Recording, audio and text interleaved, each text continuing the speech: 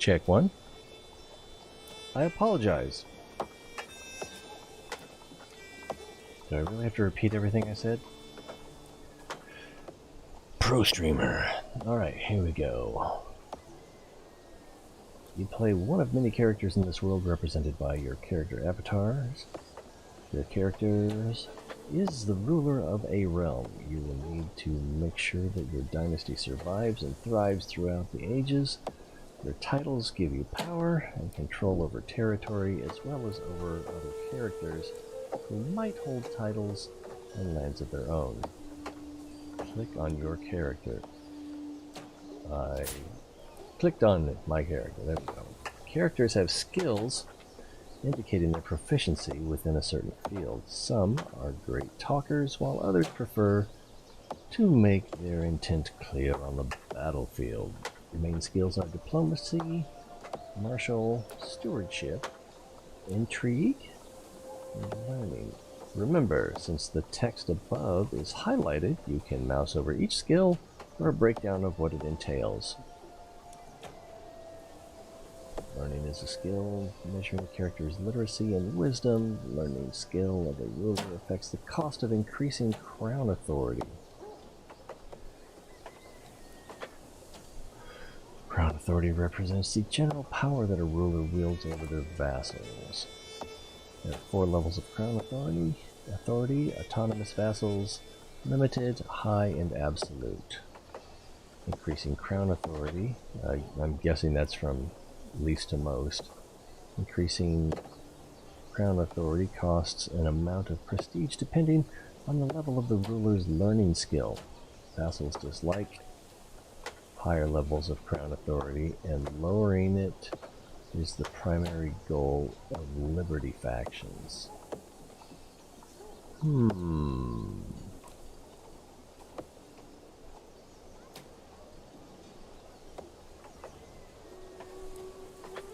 That could get complicated. Where were we? And also yields an amount of monthly piety? Oh, learning skill.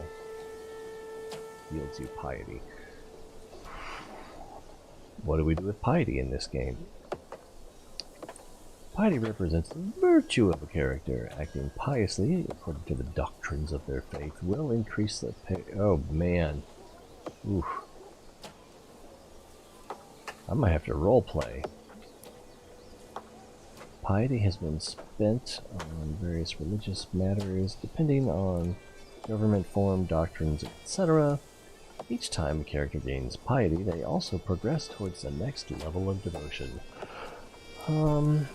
Like doctrines should be considered religious laws that determine what is acceptable behavior within a faith, and then a faith is a specific denomination of a larger religion. All characters in counties have a faith just as they have a culture.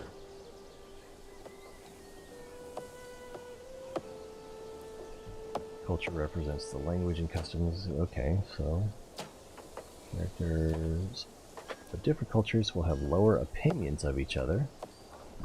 Oh, what was that I just read or heard? I wish I could remember the source. I want to say it was Brett Weinstein, but I don't think it was.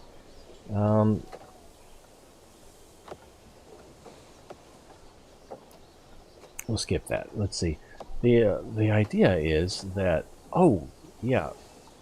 I almost had it. Who was that?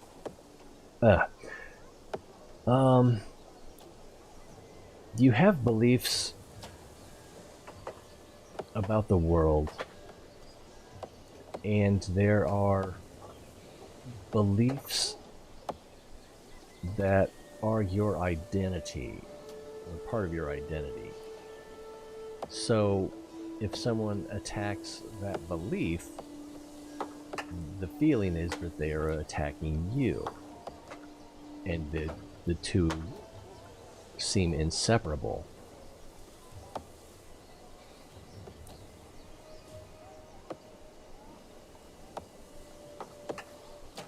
So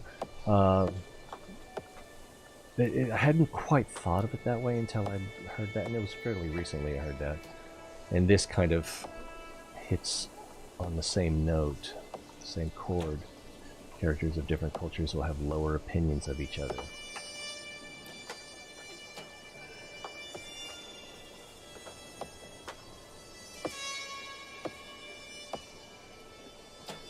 Yeah. It'd be more like feel threatened by rather than... But if you're threatened by something, you tend to assume that it is bad and therefore you are better. Each culture belongs to a larger cultural group. Cultures in the same group are considered closer to each other compared to cultures outside the group. I wish I could remember who that was.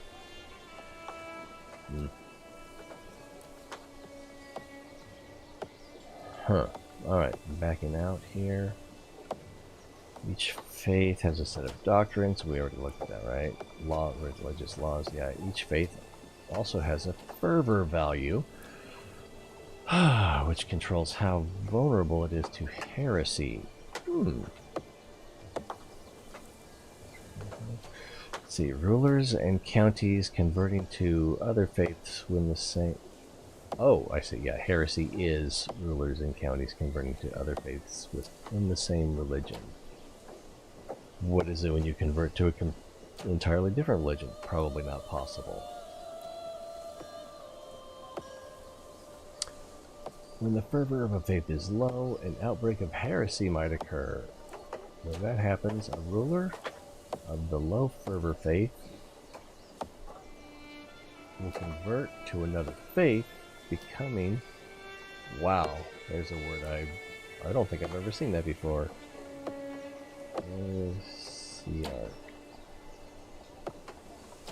So it's like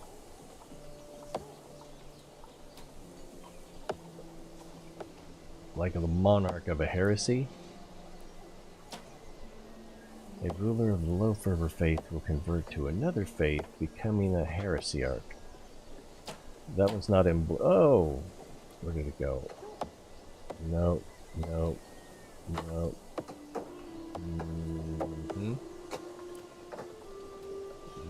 Nope. There we go. Become a heresiarch. Heresiarch. Martial +2. Learning +2. Prowess. Wow. So... Advantage against co-religionists? It seems like it's all bonuses. Sounds like we need to keep our fervor low. They will then spread their new faith to their counties and vassals. If an outbreak is minor, it will stop there. If it is a major outbreak, more rulers in the same area will convert. If you're in that area, you also get a choice to convert, should you so desire. Huh.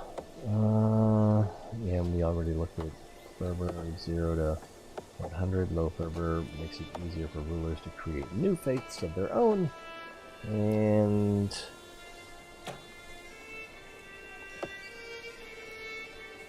easier to create new faiths of their own, and increases the likelihood of counties and characters converting to other faiths, including heresies. High fervor increases county conversion speed.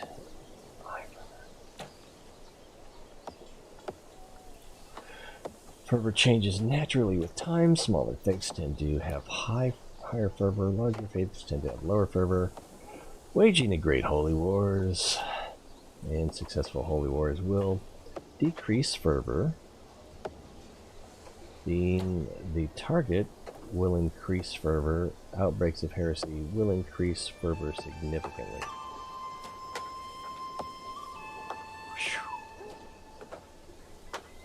I'm pretty sure that I did not get all of that, and that was just learning about piety. Levels of devotion. Okay, government form.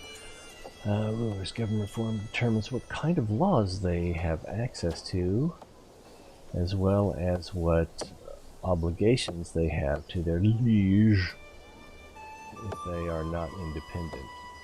Government forms are feudal, tribal, clan, theocracy, and republic.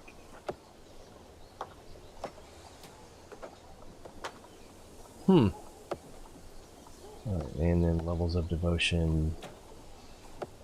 Characters measures how virtuous and devout they are, as well as their standing with other members of their faith. Every time a character gains piety, they also progress towards the next level of devotion. How does devotion affect fervor, I wonder? Alright, moving on.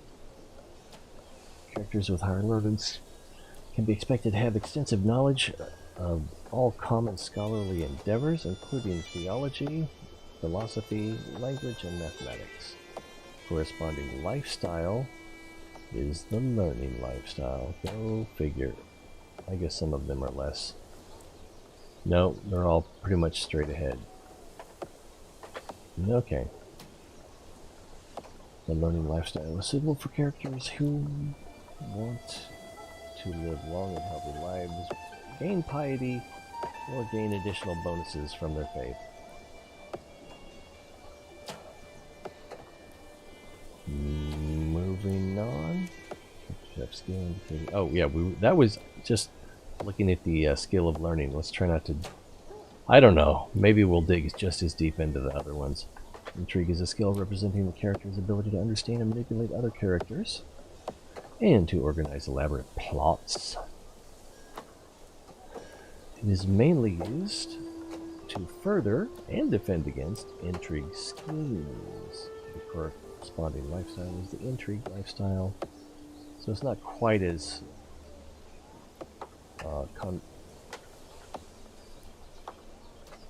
I can't get it.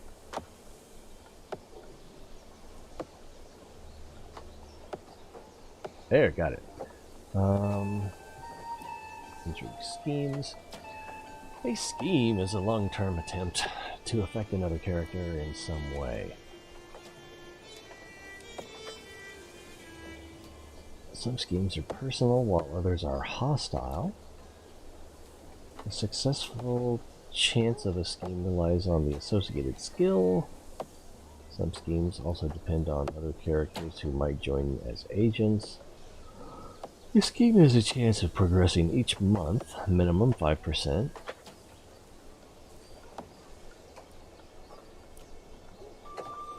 So it automatically progresses. So after 20 months you have an automatic... I don't know. We'll see. Once it reaches the end, the scheme may execute automatically, though some schemes, such as murder schemes, give the scheme owner a chance to back out in case they feel the success chance is too low or the timing is not right. Okay, so... Let's see, Stewardship. Stewardship is a skill that helps rulers manage their domains. It directly increases taxation, making it very useful for all rulers. The corresponding lifestyle is the Stewardship lifestyle. Every 5 points of Stewardship increases the domain limit by 1. What is the domain limit? Like, how many .coms you can have? The domain limit determines how many holdings you can legally have in your domain. The domain limit is affected by many things, such as your stewardship skill, succession law, and the tier of your primary title. Although you can go above your domain limit, doing so will lower your income and vassal options.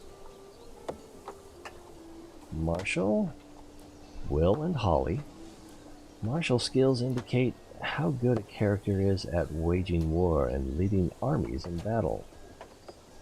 A high martial skill is important for army commanders since it improves their advantage in battle.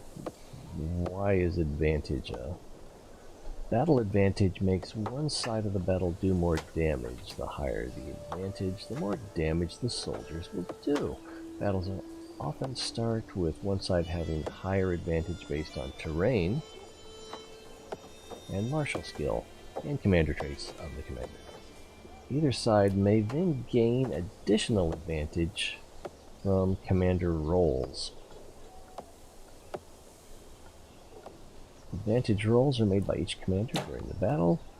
These are done on a scale from 0 to 10 and are completely random, but can have a decisive effect on the outcome of the battle. I think the rest makes enough sense. Commander, yeah. Alright, and diplomacy.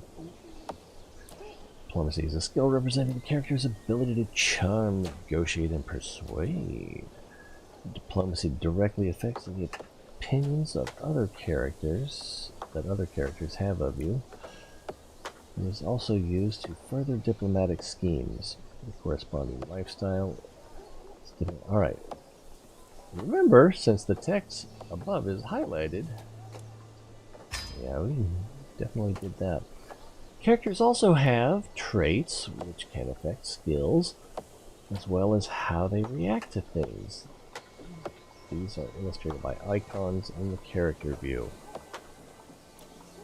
I am temperate, wrathful, and impatient. Well, I'm Irish. Some traits tell you about a character's personality, like fickle, calm, and generous. Other traits tell you about how a character has lived their life, such as education trait or commander traits. From this you can see that your character typically leads a modest lifestyle, like in temperate. Temperate? What does temperate mean?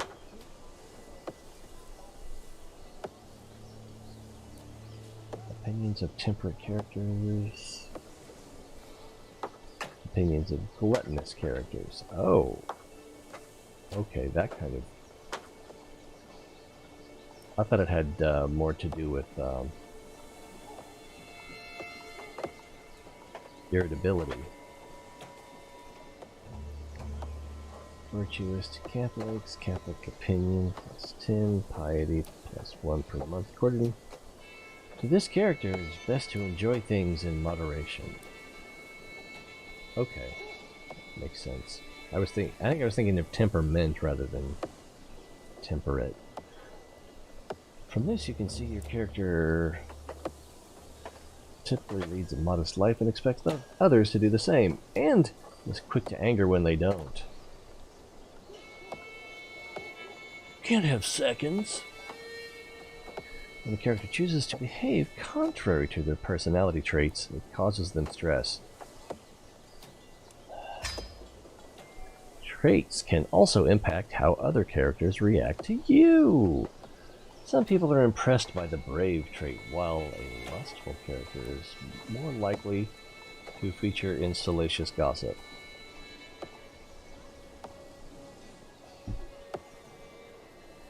Traits influence other characters' morality and greed, which can affect both their friendly and hostile actions.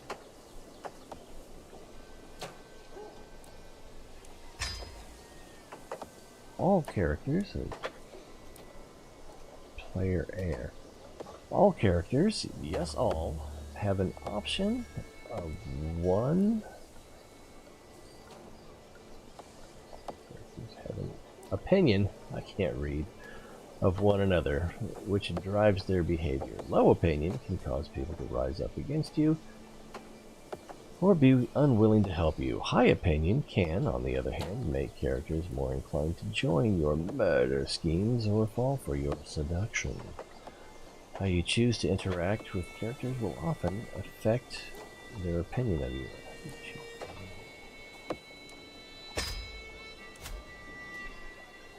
Gold.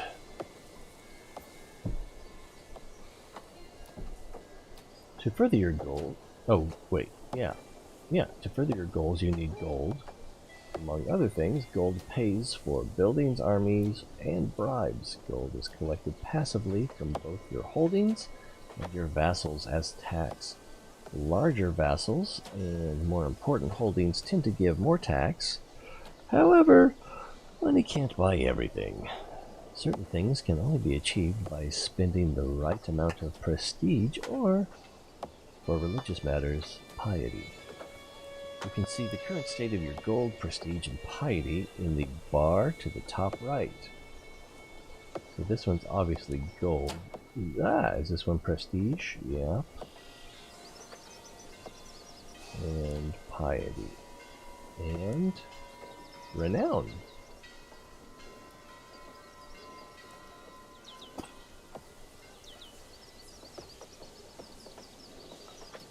Ah, renown is much like prestige, but shared by an entire dynasty. A dynasty gains renown for the following: number of currently living members, number of rulers, number of spouses to other rulers. Note that a ruler will not generate renown. Wait, that a ruler will not generate renown should they have any liege of the same dynasty.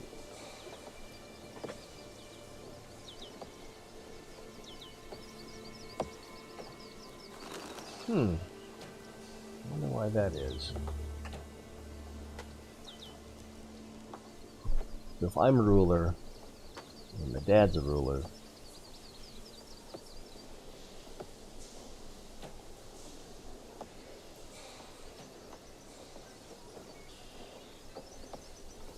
my dad's my liege, then I don't. Yeah, I guess so. Yeah, because it's the dynasty that's gaining the renown, and so it all goes to the head of the dynasty, basically, I guess. As with prestige, renown also counts towards increasing your level of splendor.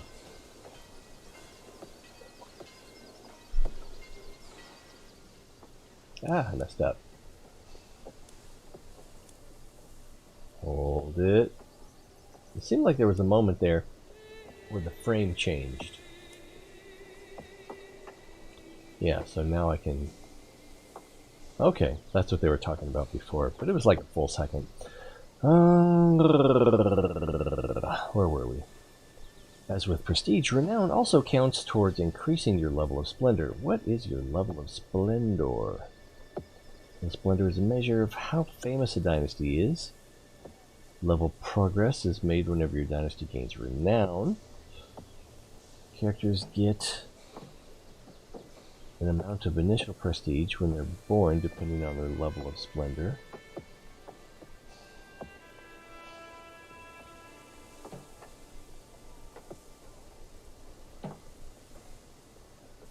Okay, so renown can give your potential heirs prestige. Alright.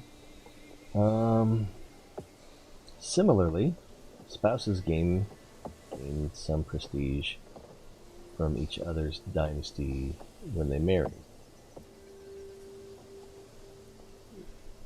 Wonder if it's purely additive or if it averages. Let's see, the levels are blah blah, famous, legendary. Okay. Dynasties. Yeah, we'll just skip renown for now. I think we got, yeah, everything there. Your prestige tells you how respected you are. It can be earned passively over time by holding many titles, for example, or actively, such as by marrying into prestigious dynasties or fighting as an ally in wars. Whenever you earn prestige, you build towards your next level of fame. Do I want to play this? Higher levels of fame may make your character think better of you. Wait, higher levels of fame may make other characters think better of you and bring powerful ways to wage war. Some actions cost prestige, like declaring war. These actions allow you to leverage your celebrity for your own benefit, and characters won't think less of you for using them. Spending prestige does not affect your level of fame progress, just your current prestige. Level of fame. Level of fame is measured by measures their general reputation and how well perceived they are by others. Each time the character gains prestige, they also progress towards the next level of fame. Alright. With a lot of piety, you will have an easier time interacting with your head of faith. As you are Catholic, this is the Pope. Piety can be gained passively from your learning skill and virtuous traits, or actively from pious actions, such as going on a pilgrimage. You also have a level of devotion, which builds over time, whether you gain piety and can have positive effects for your character. Builds over time, whenever you gain piety, and can have a positive effect on it. Alright. Similar to prestige, some actions require you to spend piety, like declaring holy wars or creating a new faith. Spending piety like this is normal, and other characters won't think worse of you for it. Lifestyles! As well as traits, your character can also pick up a lifestyle. There are 5 lifestyles, 1 for each skill. Lifestyles represent what you put the most effort into day to day, and each one has several focuses inside relating to it. Oh gosh. Every focus gives you a unique bonus and makes events associated with that focus more likely to happen. Click the lifestyle button. I have not selected a lifestyle. Click on any lifestyle to see its focuses. As time goes by, your character will earn lifestyle experience for maintaining a particular lifestyle. When you acquire enough lifestyle experience, you can select one of the lifestyle perks from any of its trees. Perks represent you practicing and developing yourself over time and offer unique bonuses like special traits, or unlock lifestyle-specific mechanics and content, such as the ability to start abduction schemes.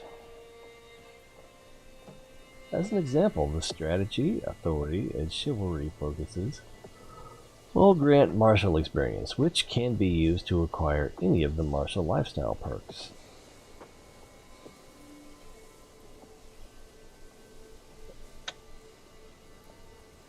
Completing perk trees leads to different lifestyle traits. Choose a focus. I don't know, learning seems kind of good. Stewardship also seems kind of good. Diplomacy, they're all kind of good.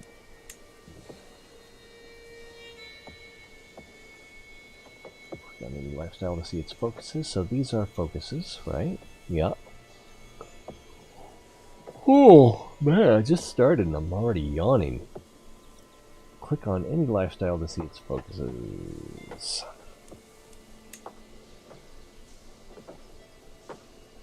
As time goes by, your character will earn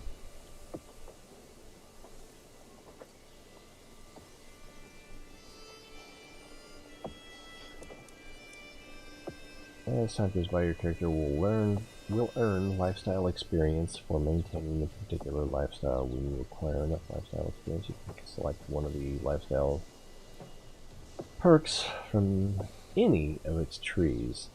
Perks represent you. Did I just read that? I'm pretty sure I did.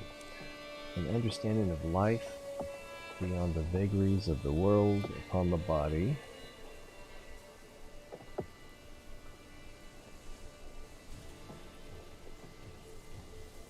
Small health boost.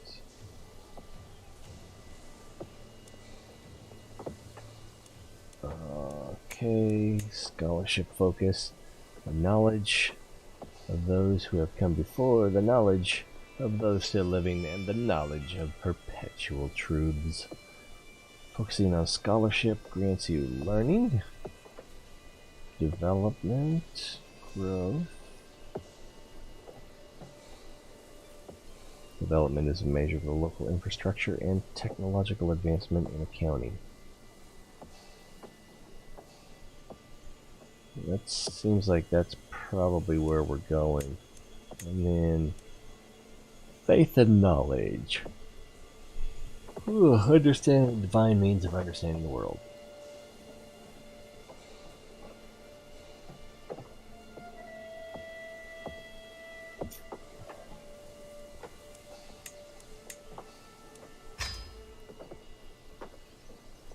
so we selected that one.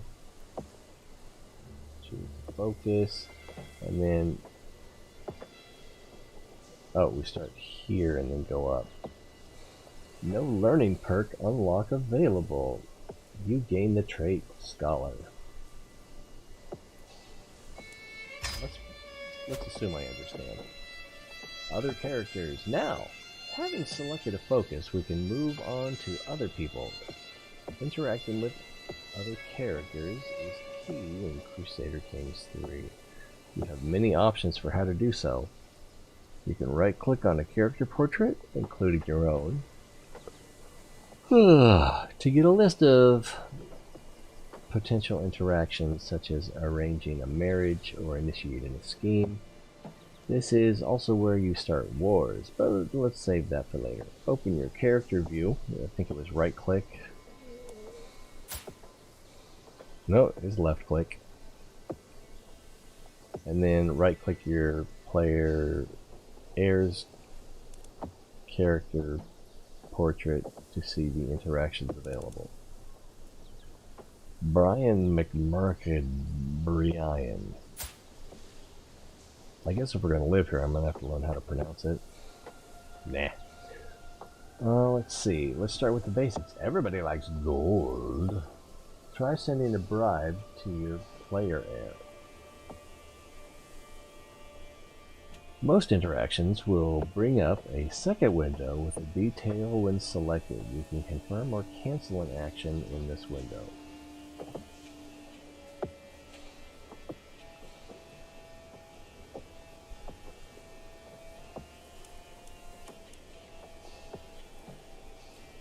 Huh.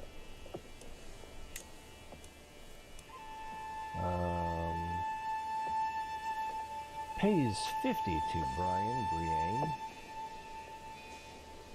Brian. Brian?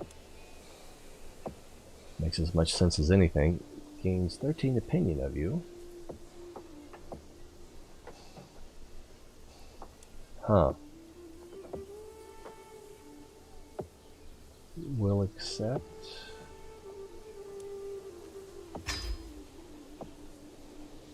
And then something popped up down here.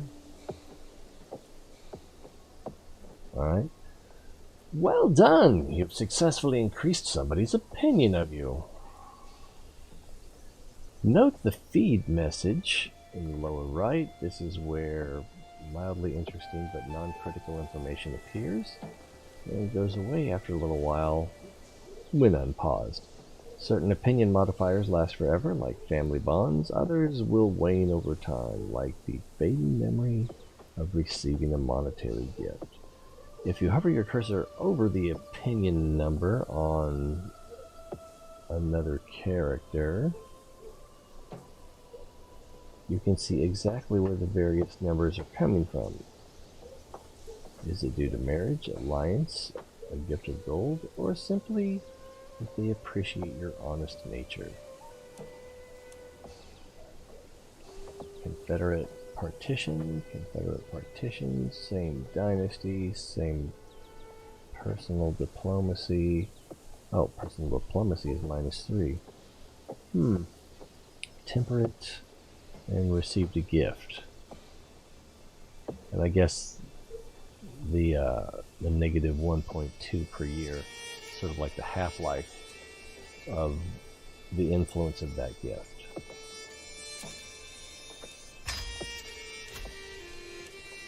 Let's talk about your dynasty as the game goes on.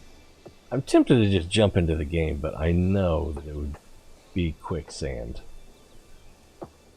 Let's talk about your dynasty as the game goes on, and having just played the demo for Stronghold Warlords and the lack of tutorial in that, yeah, I'm ready for some tutorial. Talk about your dynasty. Everyone talks about their dynasty, but no one ever actually does anything about it. As the game goes on, unless your character meets with an untimely accident or terrible disease, they will grow old and eventually die. The story doesn't end there. It's only game over if you do not have an heir of your own dynasty. As long as your titles have heirs,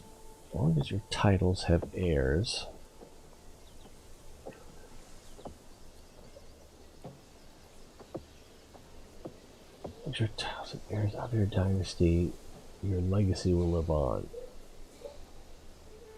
When your current character dies, you simply start playing a new one, the player heir. Depending on the type of succession your realm has, this is likely to be one of your children, perhaps one that you have groomed to rule. Your dynasty has its own coat of arms, which is currently highlighted and can be clicked for more information. You don't need to do anything with this now, but if you want to take a look at the details of your dynasty later, it can be found here. Alright, so coat of arms. We have more than one coat of arms.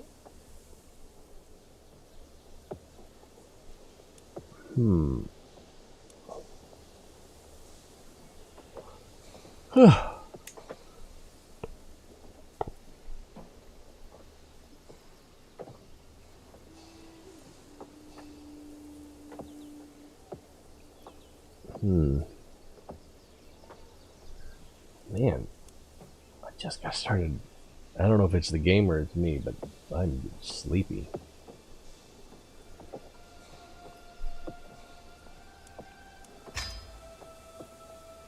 Succession laws determine how all titles and resources are divided between heirs when a character dies. You currently only have one heir, but let's take a look anyway. In some cases, when you take over your new character, you may even find that they are responsible for the untimely demise of your previous ruler. How delightful would that be? Oh, I'm dead. The king is dead, long live the king. Oh, I killed myself, and yeah, that would be getting off on the wrong foot. Open the realm view on the right side of the screen, highlighted. Inspect the succession tab. So it's the crown over there, right?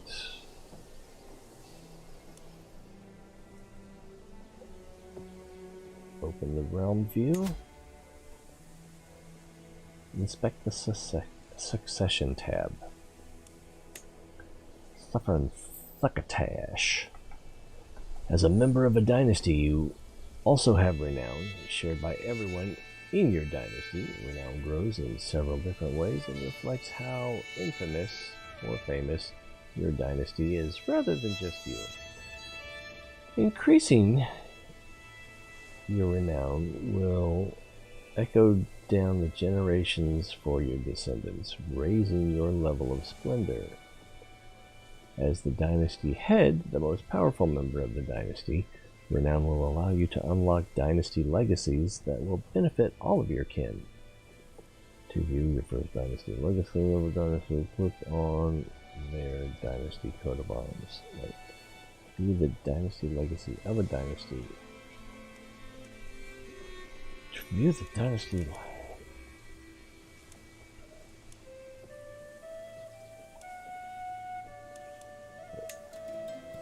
I don't think that was it.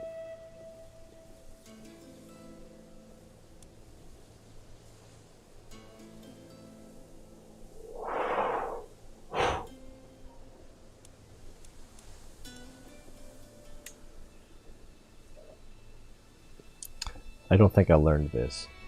Increasing the realm echoed generations for your descendants, raising the level of splendor as the dynasty head. Most powerful renown will allow you to unlock dynasty legacies that will benefit all of your kin. Makes sense. To view the dynasty legacy of a dynasty, click on their dynasty coat of arms. Is the dynasty coat of arms the same?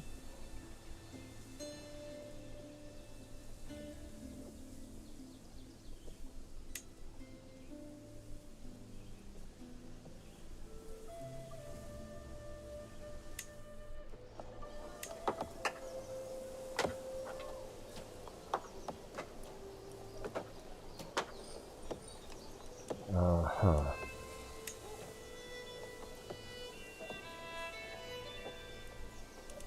Well, succession will be inherited according to your male preference, Confederate. Oof. Wow.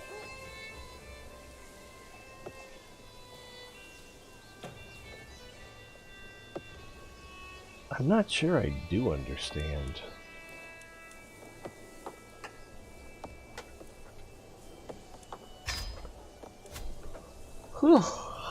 Marriage. To ensure the future of your dynasty, you need family members. Getting married is a good start, but we cannot promise that you will marry for love. Click on him.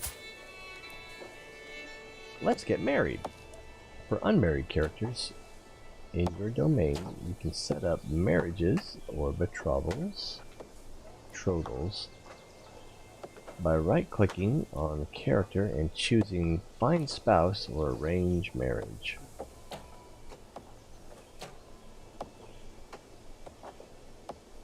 The two options behave differently, so let's go through them both. To continue, right-click on your own character and select Find Spouse.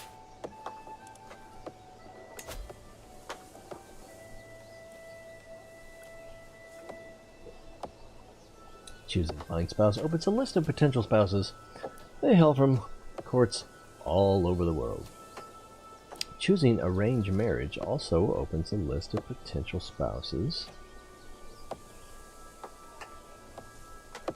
but only with people from the court of the character you clicked.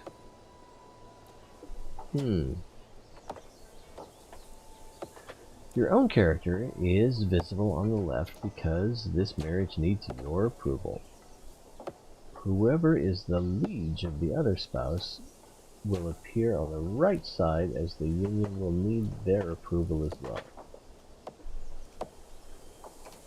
Arranged marriage can be useful for matchmaking between your courtiers or for setting up a specific marriage alliance. For now, Find Spouse is more relevant for our purposes. Which is where we are, right? We've already done that. There are many factors to consider when choosing a spouse. To help you out, there is a filter function, which is highlighted, available to pare down the list of candidates. Aspects to consider include potential alliances, skills, personality traits, expected fertility, and more. Some traits are congenital, meaning they might be inherited by your children. Perhaps someone with a trait like that is a good place to start. You can change your selection by clicking the Clear Characters button. In between the characters you are setting up to get married, nothing will happen until you click Send Proposal. What? Change your selection by clicking the Clear Characters button. And both buttons in between the characters you are setting up to get married. Uh-huh.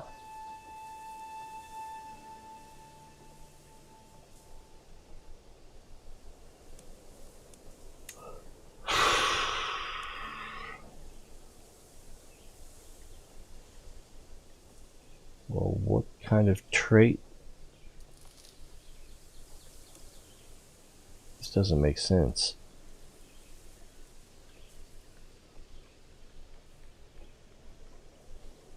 Or maybe it does.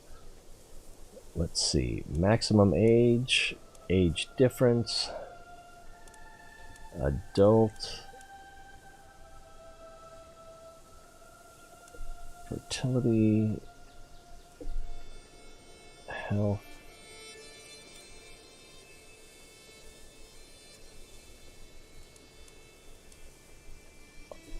religion, Yeah, I guess all is fine for now, although they're not the same as me, then apparently I'm not going to like them.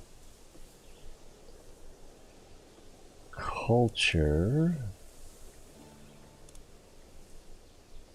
and traits.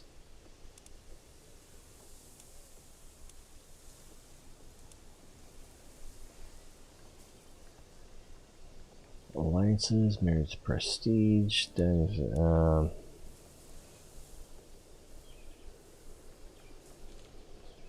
reset to default. So the filters are active.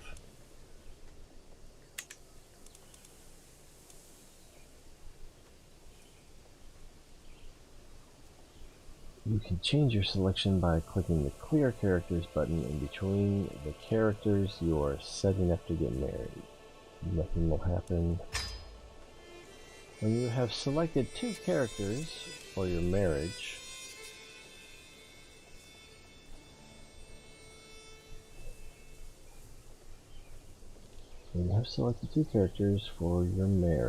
you are presented with the details of the union, along with additional options such as having the marriage be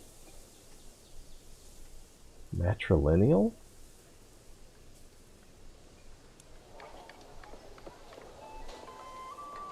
In a matrilineal marriage, children will be born into their mother's house instead of their father's.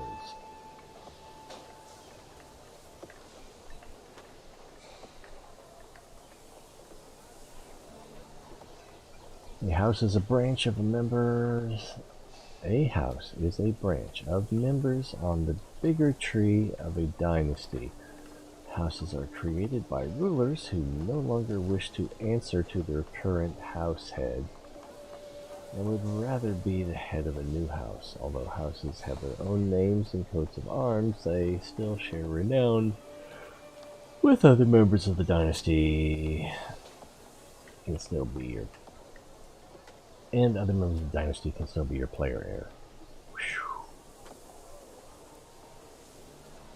So I still don't know why you would want that. If you're happy with the marriage, go ahead and send an offer. This action usually takes a few days, but we'll make it instant for the tutorial. Get married, select a spouse for your character, and click send proposal. Ugh. So, what kind of offers do we have here? So, Catholicism, I'm pretty sure I'm Catholic, organized Christian faith. Yeah.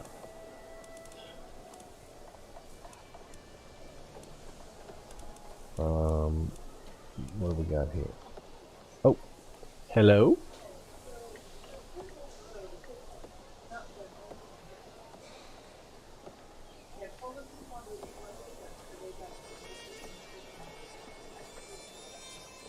Okay. Okay.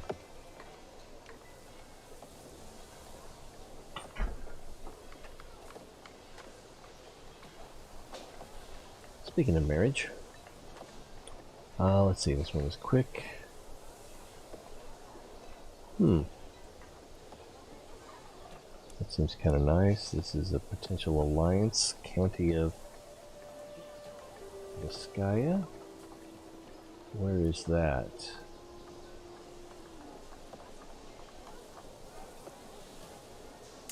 Dajaro, which means it's probably French or Spanish.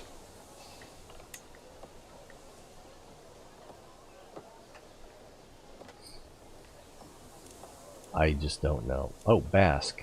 Yeah, that's going to be like Catalonia region of Spain.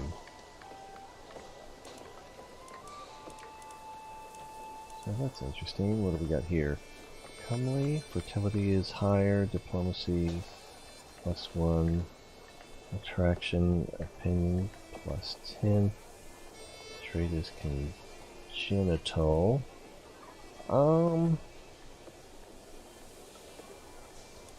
It could be good. This trait is also congenital. This one seems preferable, actually. What else we got? Plus, there's a potential alliance.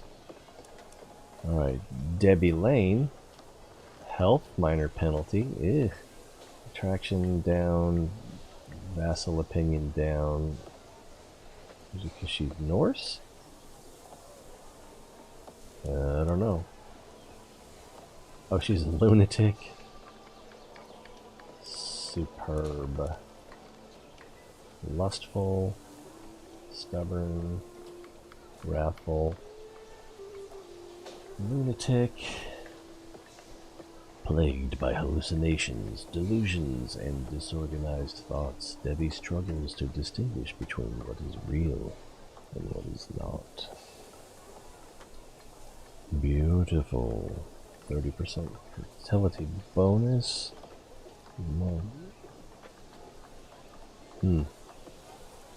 Intelligent, and this is congenital, so that's nice. Went for this lunatic thing, and she, although also lustful.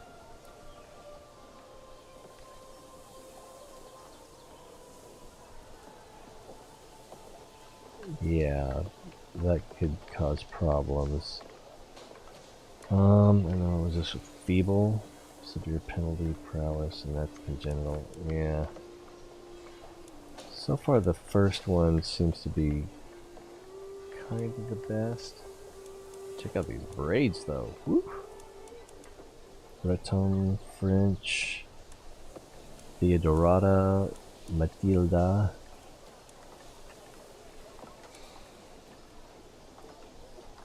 Fecund? I think I've heard the word fecundity before, but see, fertility is plus 50%, life expectancy is okay. Bernice, health is good. Amazonian. Hello? Oh? Who? Okay.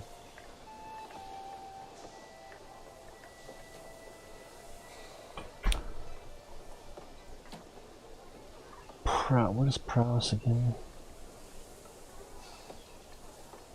Secondary skill that reflects the character's aptitude in personal combat. So that could be good. But it's not. There's a big bonus. Powerful, healthy, and strong. Bernice has a sublime female physique. Wow, how do we say this? Wolfwater?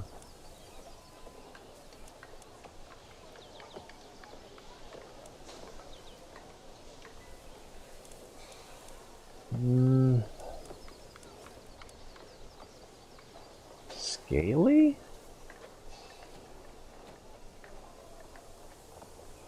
Covered in scaly patches of skin?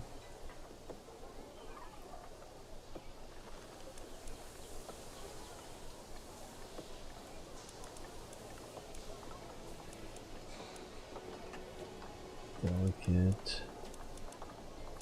Yeah, it seems like the first one was the best. Although, what did we not like about her? Was there anything? And what are these traits? So, diplomacy, martial, stewardship, intrigue, and learning. So that might be good. And then, calm.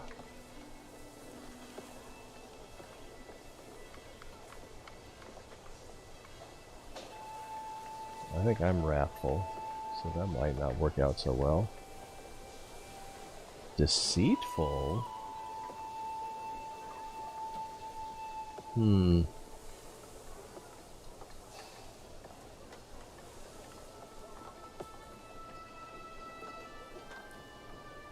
Yeah, she's got problems. But she's also forgiving. And I like that she's quick. Uh-huh. What are these pluses here? Oh, opinion of you. Who has the highest opinion of me? Looks like she does. Oh, here's a 17. She's quick. Temperate, just like me. Deceitful. And just. That's kind of a weird combination. And she is quick.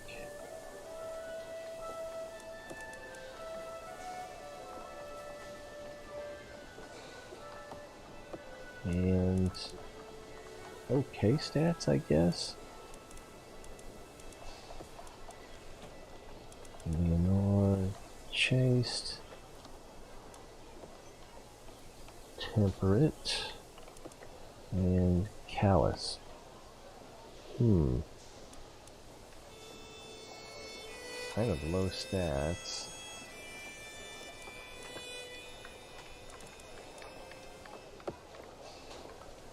Kind of like her though. And then also, what, Galatia? I think that's like near Portugal. Lowborn, temperate, lustful, arrogant. Oh, that would get old.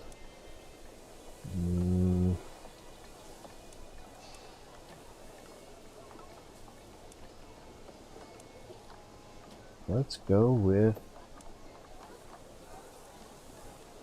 Leonore. I don't like that she's callous, but and her stats are a little bit low.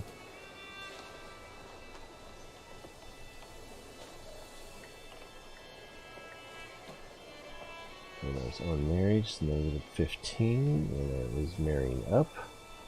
Opinion of you, +12. Your candidate's level of splendor, +5. Let's back out. 76.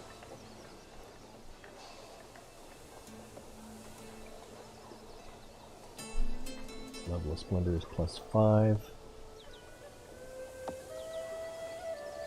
Marrying up. What is a hook? A hook is a general term for a relationship between a character where one can get the other to do their will. There are two types of hook, weak hooks and strong hooks, which are acquired in different ways. Hooks can be used to force through many interactions, for example, marriage proposals and feudal contract changes.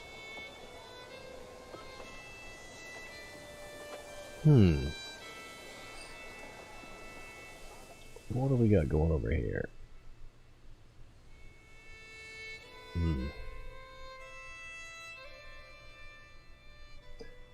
Okay. And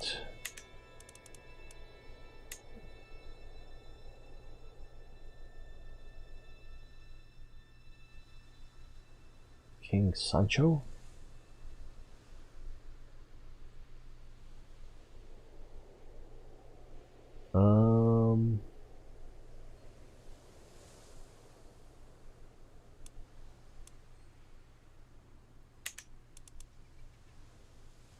Here's our lunatic. Wow. She looks kind of haughty. What was her set of characteristics? Lustful, stubborn, and wrathful.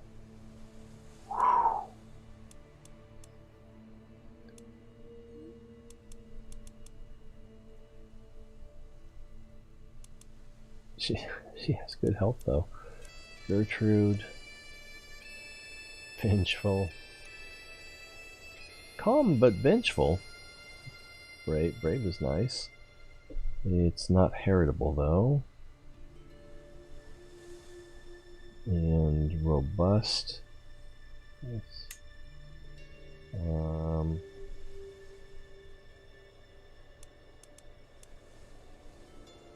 She looks stern. Stephania. Agatha. Sadistic? But trusting. And brave. Theodorata.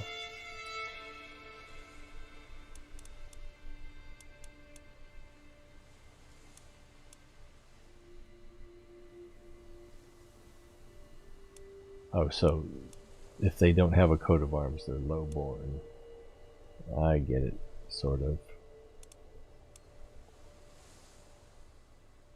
The boar falls before the sword. And I do like the quick. What do we got here? Patient.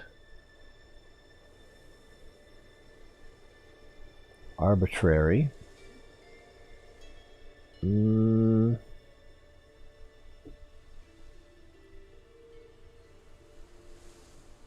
don't know what natural dread is. Dread is a measure of how feared a ruler is. Rulers increase dread. Hello? Rulers increase dread by performing cruel and heinous acts such as torturing and executing prisoners. Dread makes it viable to play as a tyrant because unruly vassals can become intimidated or terrified, making them too scared to oppose you. Oh, yeah, like Saddam Hussein. Perfect example, right? Okay, so, but arbitrary and then content. I've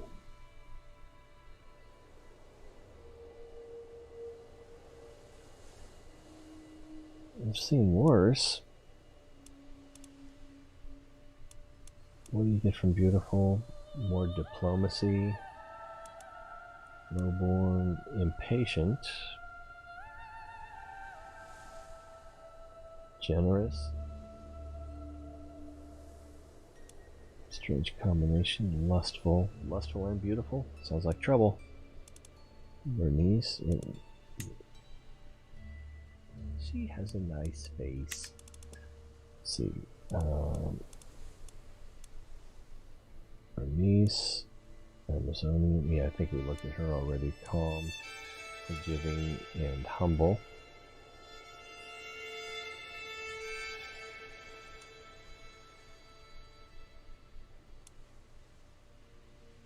Good traits.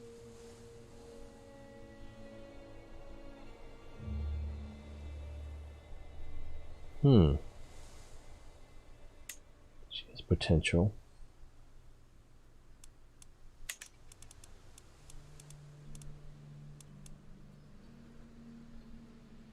Wolfawaru. Lustful. Ambitious. Huh. So you get diploma, you get more stress. And that's not heritable, though.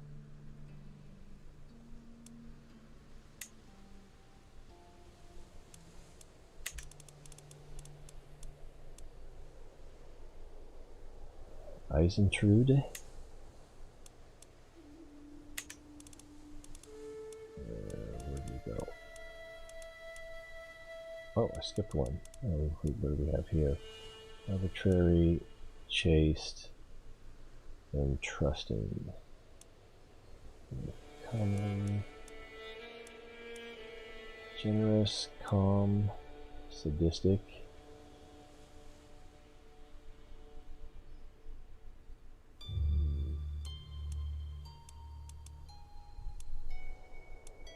It's scaly.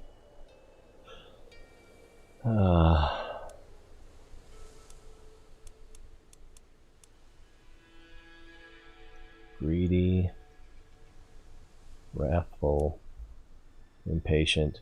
Whew.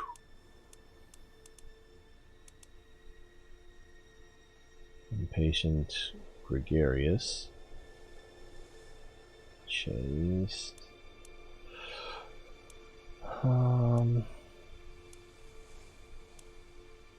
temperate, deceitful, just.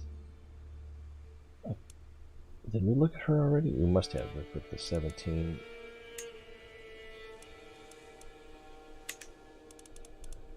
What was her name?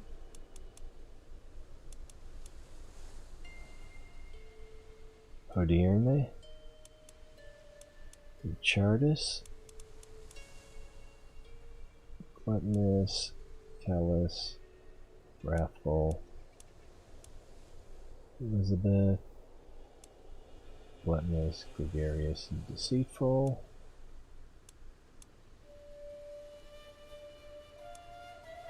Temperate, forgiving, and calm. Hail.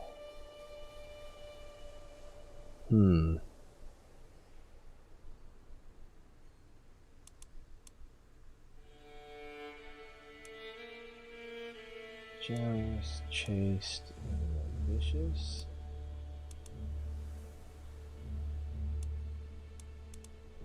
Chaste, temperate, and callous. I'm really interested in the quick, since it's congenital.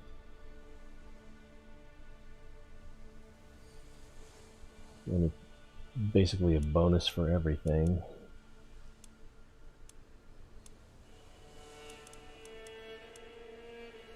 Patient, callous, honest.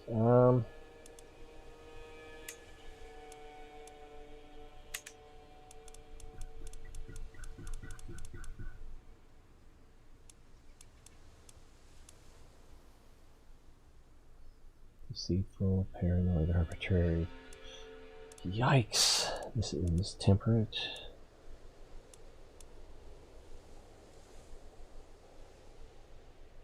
She might work. Yeah, I think we looked at her already. She seems like the best bet. Chance of children is low. Ooh.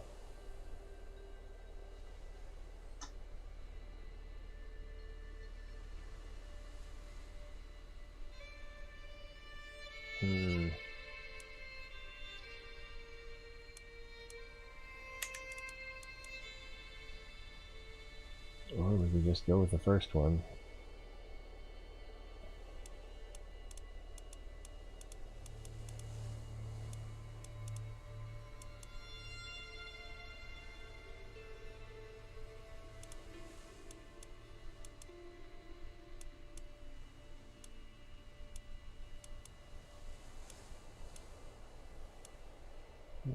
Impatient, wrathful, greedy, temperate, deceitful, just. That's a weird combination. Gluttonous is not going to work. Generous, chaste, and ambitious.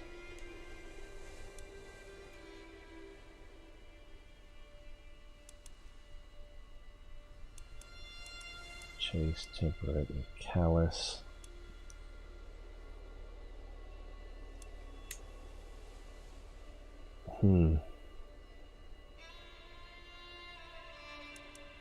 She hits all the other notes. Chance of children, medium.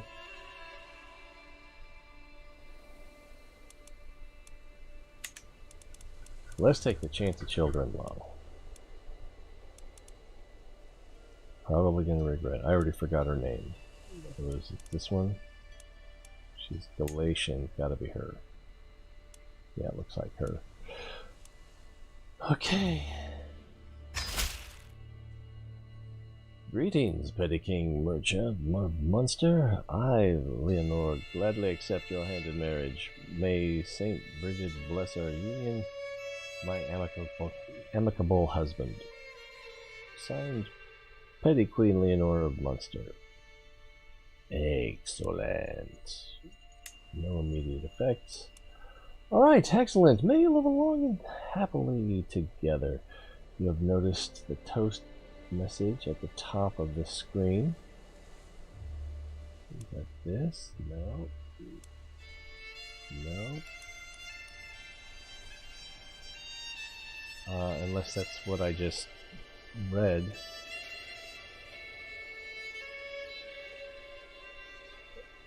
Toast message at the top of the screen. Toast message. Messages deliver quick-fire information that is relevant to your character. Marriages are also usually accompanied by an event, as your potential spouse's liege accepts or rejects your offer with a letter. There are different kinds of events, and they are critical to shaping your destiny, so keep an eye out for them. For this tutorial, we recommend that you use Find Spouse for your son as well. As soon as your son is married, he can start producing members of your family and heirs to your titles who are of your dynasty.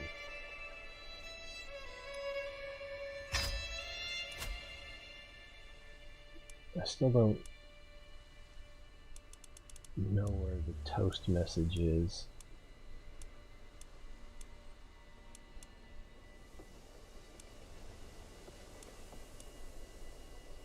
Maybe I just missed it. Family is important. The player heir will always come from your dynasty and most often from your house. In the future, it won't hurt to keep an eye on your family and their line of succession. Depending on their succession laws, you might end up inheriting titles along with land and vassals from your relatives. Okay.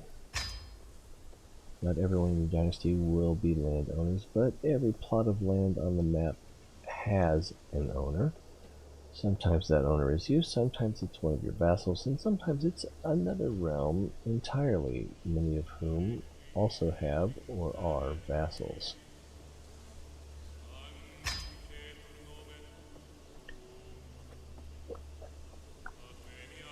Most titles belong in a pyramid-like hierarchy according to their title tier. County, duchy, kingdom, and empire. Every title is legally, technically, but sometimes not in practice, subordinate to a title one tier up the chain. Every county is thus part of a duchy, every duchy is part of a kingdom, and every kingdom is subordinate to an empire, if these higher ranking titles are held or created by someone with enough clout to enforce order. There are many dynamic names for these titles. Your current ruler is in charge of a petty kingdom, which corresponds to the duchy tier. There are also barons. You have one. The mayor of Ennis. The minor rulers of single holdings, subordinate to counts.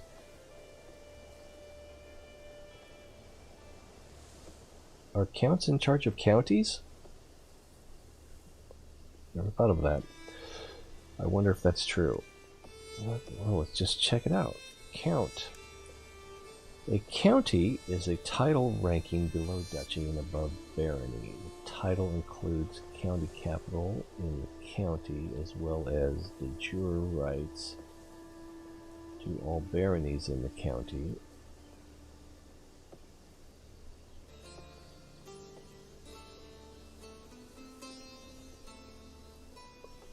Counties always have holders because county capitals cannot be destroyed. County is a title rank below duchy and above barony. Okay. As de jure rights, most titles are considered to be part of a higher tier title de jure. De jure. De jure would be of the day. For example, a ruler may be a king of England, but their realm does not yet contain all the lands that are legally considered to be part of England. I better read that again. King Akira. What?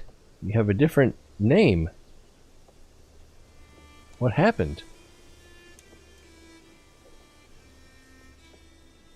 Is this the same King Akira? It's gotta be. Who else would use those icons? This game, I've been reading through the tutorial. 90 minutes almost. Of course, I did a lot of that without the microphone on, so, you know. Pro streamer. What are you up to lately? I don't even know what you're playing. I'm so stuck in my own little world. Yes, because it's over 9,000 power Opal King AK Tier 1 power. What? I don't get that at all.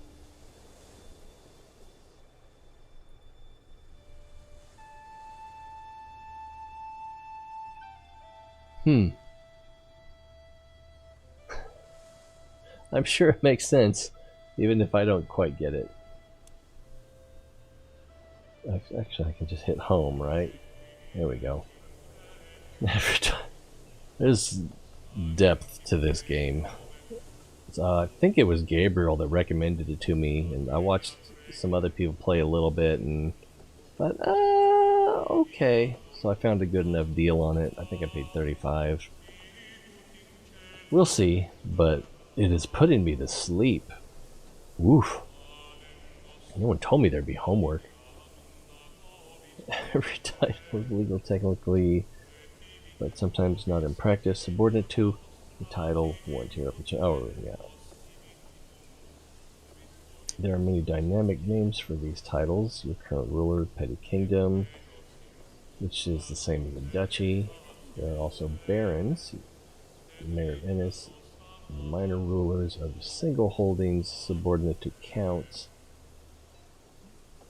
Barony tier characters are generally of minor importance and are not playable.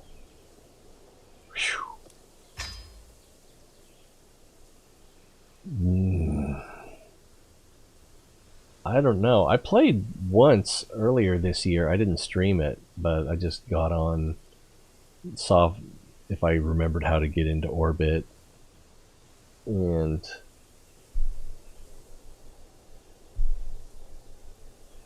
I did, and I don't know. It doesn't call to me anymore.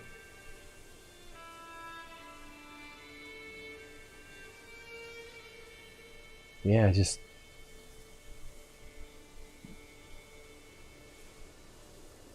the challenges that are ahead are not challenges I'm interested in, I guess.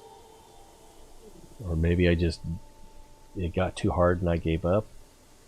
I'm not sure, but I just don't see myself going back. Oh, and every time I think of my moon base disintegrating because Minmus base disintegrating because there was a reaction wheel or something that just made everything spin out of control. Ugh.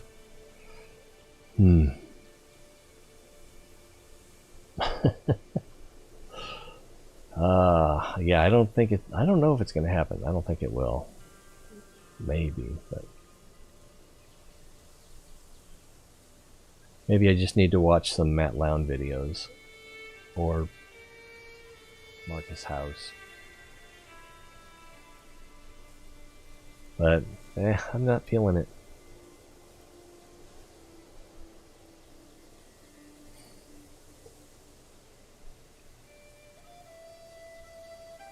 Oh, what do you have that can help?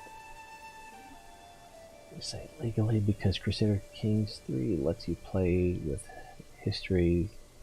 There's no way to guarantee that a king is actually in control of all the titles that his kingdom is supposed to contain within its borders. We now have what's called rocket clinics. Is that where you perform rocket surgery?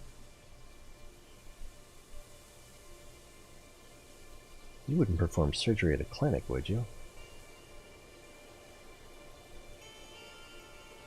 We call this title hierarchy de jure, and if the structure has been broken, it's often possible to declare war over errant territories. Wow. If you switch to the Duchy titles map mode, you can see that as a ruler of the Duchy of Munster, the County of Desmond should legally be part of your realm.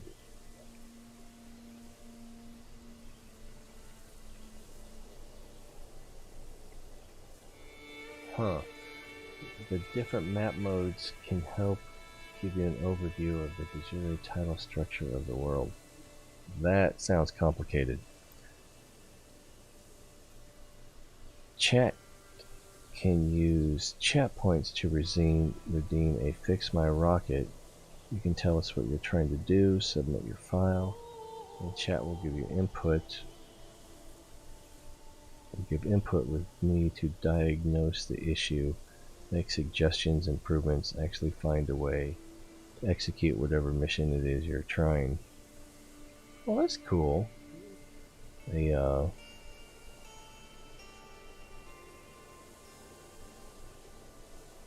Wow, I can't think of the word. But like a study group almost.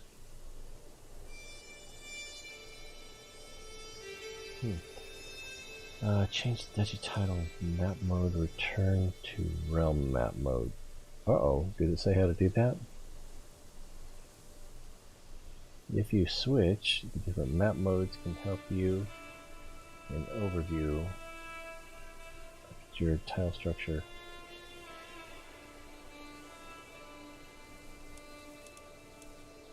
I don't. Did it? Oh, we got a highlight here. Duchy titles.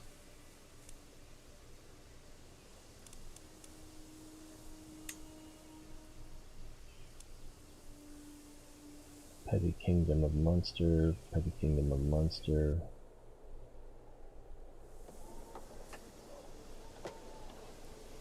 And then back to realms. Barony of Baltimore. Huh, weird. And at the end, we send back the file to you. The whole process is about an hour.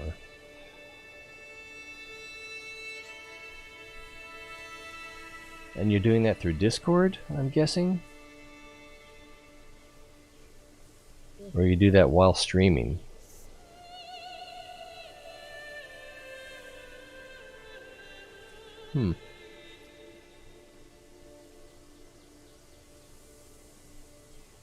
Yeah, my biggest problem is I always over-engineered everything so that it should be able to do twice as much as I needed it to. And then with all the mistakes I would make, ended up being just enough.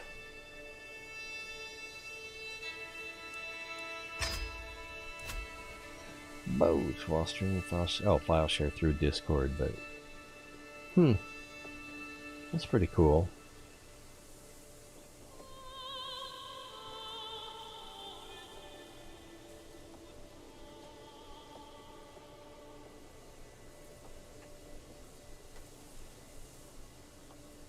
Yeah, I don't think I'd be able to do that just because of the way I do things, and especially with aircraft. I'm horrible at aircraft.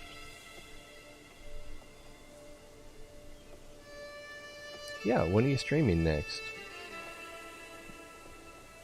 I'm probably going to go to sleep. I keep yawning while I'm reading through these tutorials.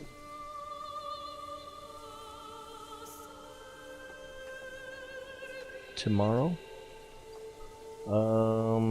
Like in 24 hours?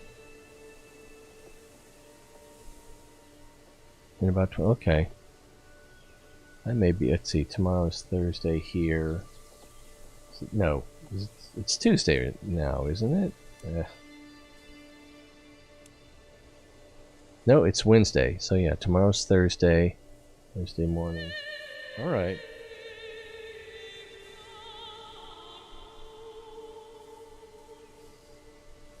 If there's 7 days a week, how do you do that?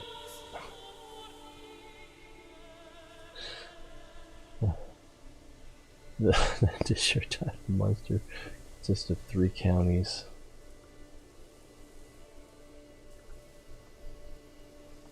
The names should be visible on the map.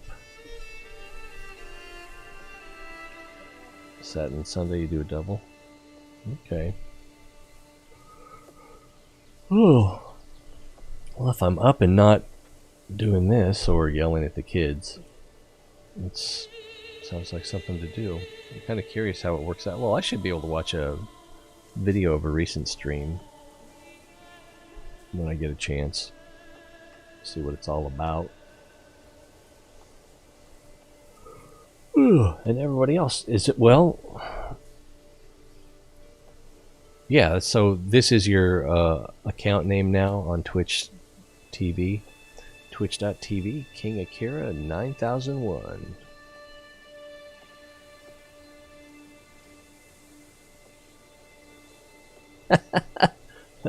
That seems ambitious.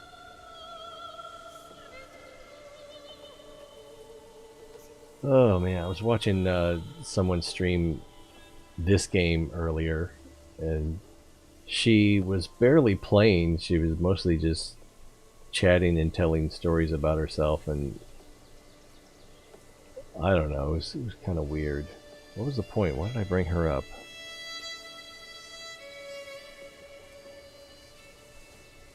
Ah, I forgot. There was a reason.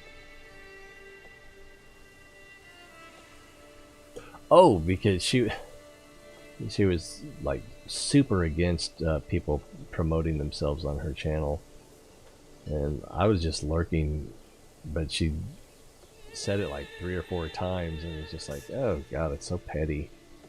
I know that's the etiquette, but I'm way past that.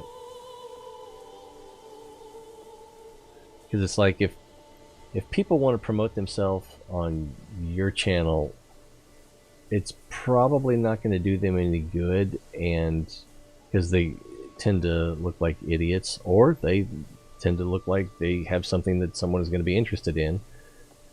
And, you know, if that's the case, then everybody wins, and if that's not the case, then they just end up looking,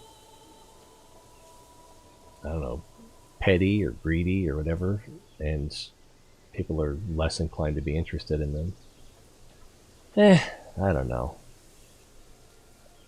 I just don't fit the mold.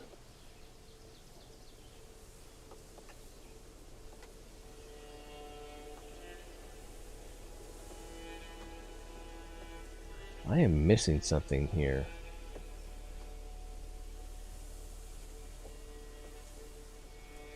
It's now over 9,000?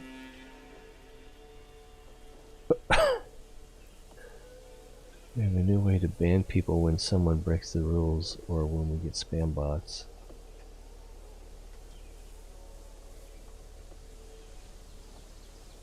I don't know what that means, over 9,000. Did I miss something?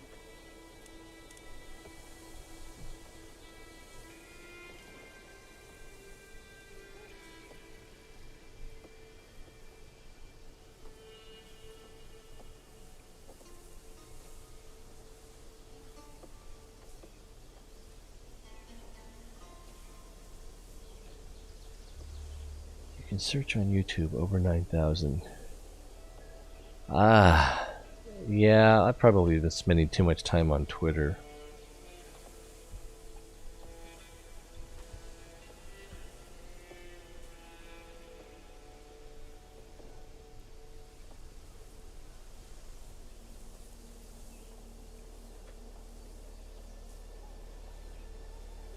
Internet meme that became popular since 2006, involving a change made for English localizations of an episode of Dragon Ball Z anime TV, Return of Goku, which originally...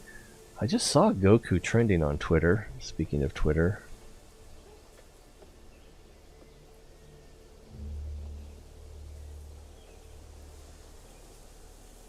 Huh.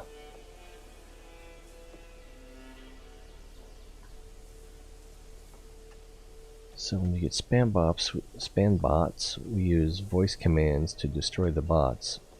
Weird. Took about 8 hours. Okay, stream to get it done, and chat gave lots of input. My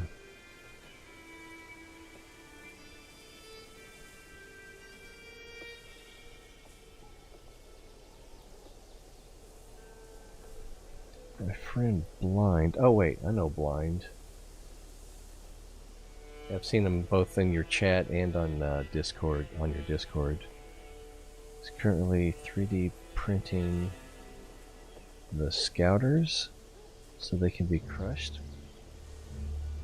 His friend is cosplaying and does the meme. Oh man, you kids! I feel completely out of the loop. Oh man. I can't tell if this game is going to be boring or just intricate. It's like a 4-second video of Vegeta saying over 9,000 and crushing the... And I don't know what a Scouter is either. Is it Scooter or Scouter? But I saw there was something there. I didn't want to hit play because, you know, copyright shit. Scouter, huh?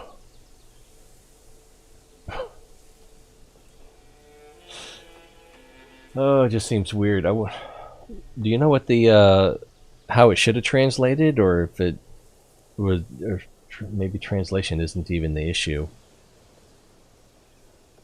Mare incognitium. Weird. It's supposed to be over 8,000. So, that makes all the difference.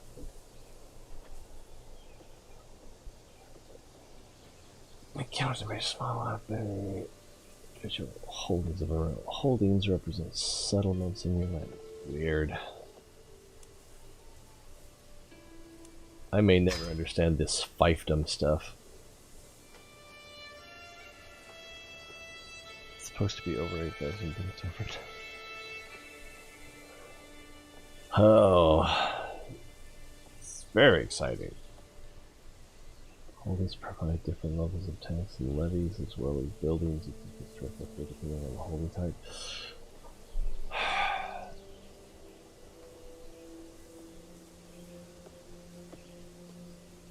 Well, I'm kind of...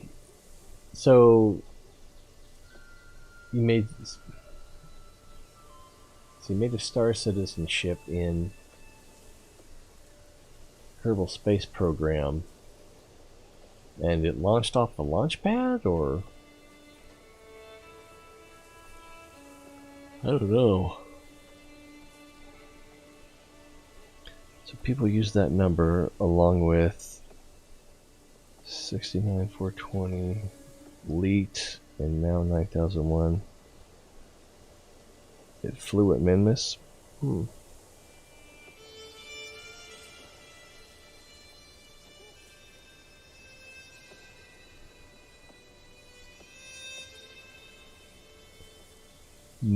Oh yeah, jeez. I remember thinking, oh, it's going to be so much harder to get to Minmus, and there is that the attitude change, but other than that, I always found it easier than the Mun after I went the first time.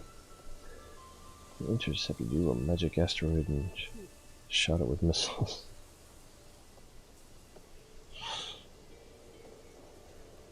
Oh man. Yeah, I like that asteroid catcher you made. It looked a lot like the Marcus House asteroid catcher, but there were obvious differences. I basically just copied his and then added a few things to it. And then, I mean, it worked so well. Although yours, I can't remember if yours used primarily nuclear engines. I think it did.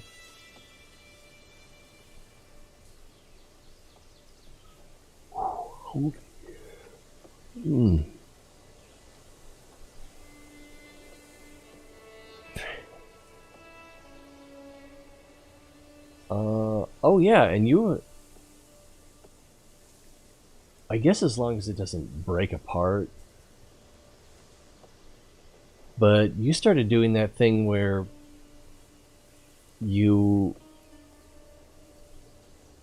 extend RCS motors, so like you have them on pistons and you extend them out from the ship before, so that you get better leverage. I think that's what you were doing. It certainly seemed that way, and it's just like, oh, that is next level. Over 9,000?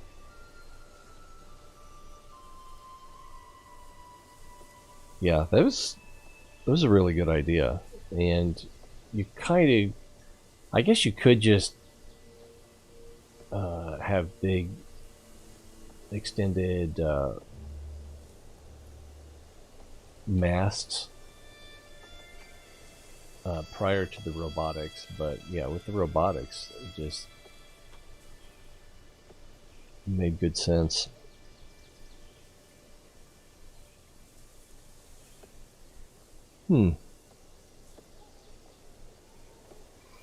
I did have a little bit of fun with the robotics. What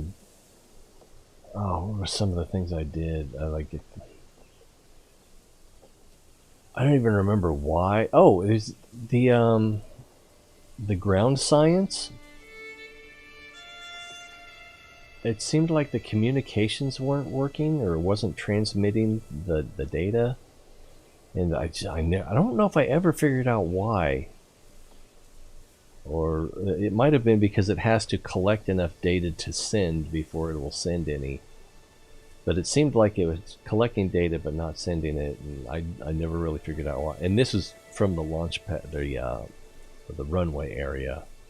It had ground set up there. And then, yeah, because even on Minmus, the breaking ground science stuff there seemed like it wouldn't do anything, and then I would like fast forward a few days and then it would transmit.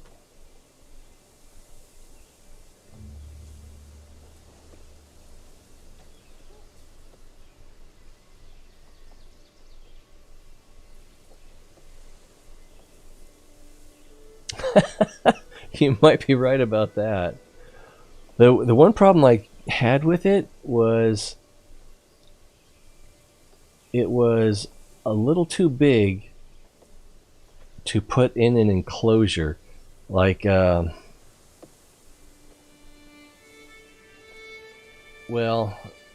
I might have been able to do it if I allowed everything to clip, overlap inside, but I couldn't get everything inside a structure because it was 3 pieces, so I couldn't get them to fit. So you'd have to have an extra long section of storage, freight, or mount everything on the outside.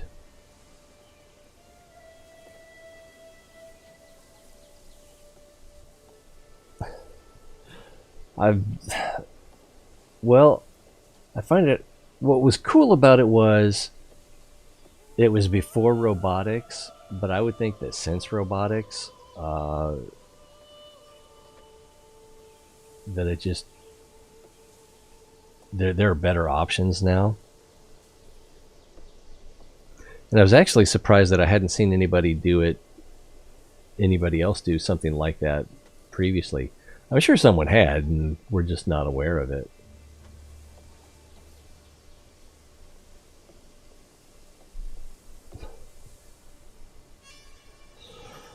Maybe. But I think you're overestimating the popularity of it.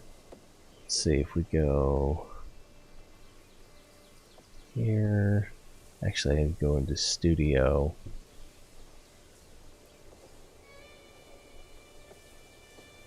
And analytics.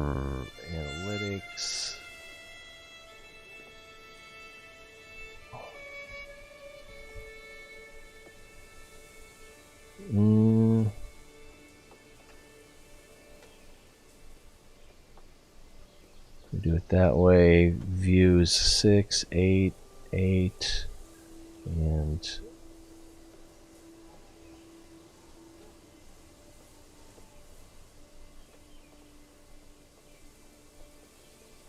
oh, that's not what I meant to do.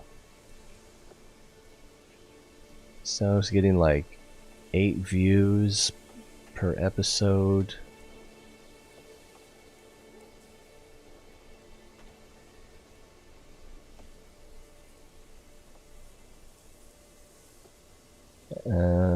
Average view duration 46 seconds. So I don't think it was as popular as you're remembering. I mean, there was that one thing that was like, I came up with something that seemed new, but that's about it.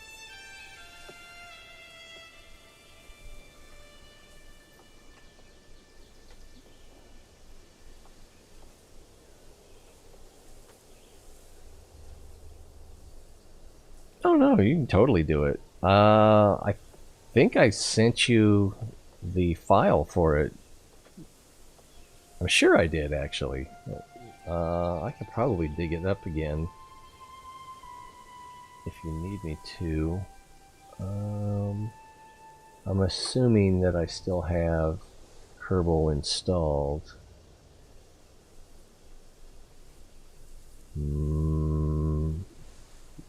Yep, it's installed.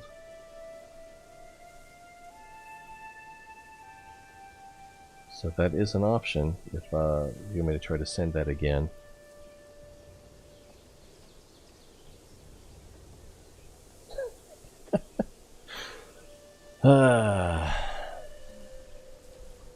And I don't remember what I would have called that specific episode.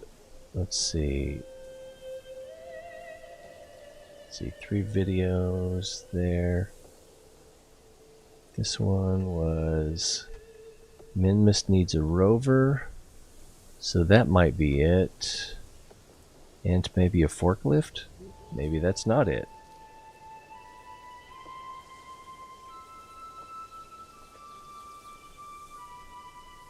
Oh, there we go. Modular.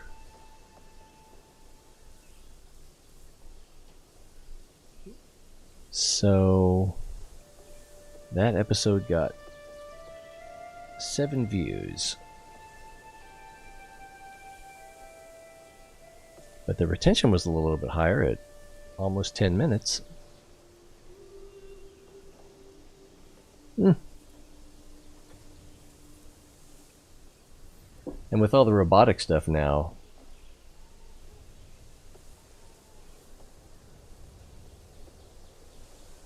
there's probably better ways to do it, because you can just make a thin vehicle and piston out or sweep out the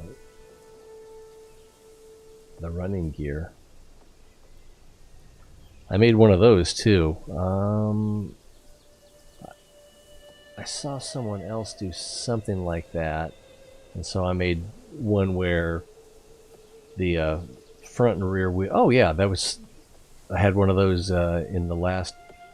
It was supposed to dock inside the Minmus base that I'd made, and the wheels would piston out at an angle, so it was kind of like almost like a dragster, but it had a wider stance.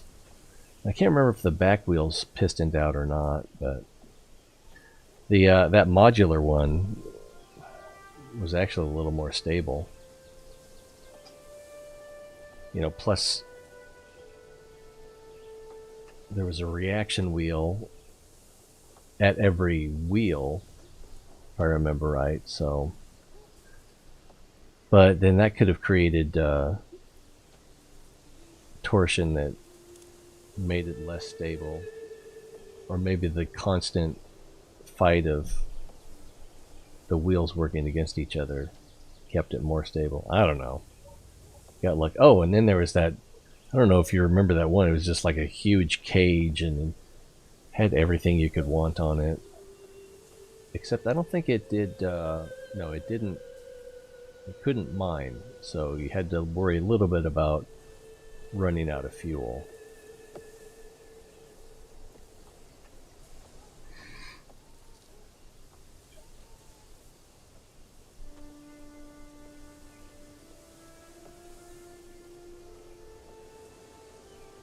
That one was, I can't remember.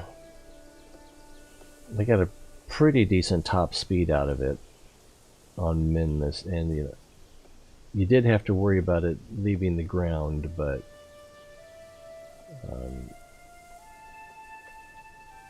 you had enough control over it, plus I had RCS steering on it as well that could be engaged if needs be. Yeah.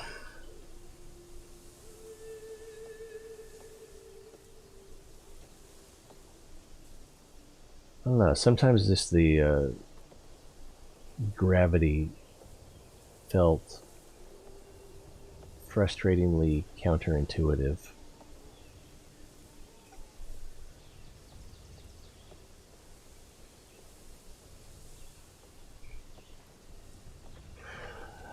Word indeed. And dog speed you. Whew, coming up on 2 hours, and I have no idea how far into this tutorial I am. I guess I'm on item number 10, but I don't know how many items there are. Yeah. Well, I started off a little bit tired, and there's just so much. But at the same time, I think if I had just tried to dive in, I'd have had no idea what was going on. Start by upgrading bastions and curtain walls? I kind of like the demo for Stronghold Warlords, but there was no tutorial with that, and so it took me a little while to get off the ground. I kind of feel like I need to do one more stream of it just to show the mistakes I was making and how you get, or one way or another, to get to the end of it. But I don't know. Coma. Maybe I should play Soma. Hard to have a coma in Soma. I'm waking the dead. Levels of taxes, well, building, construct upgrade depending on holding type. Click on your capital holding, select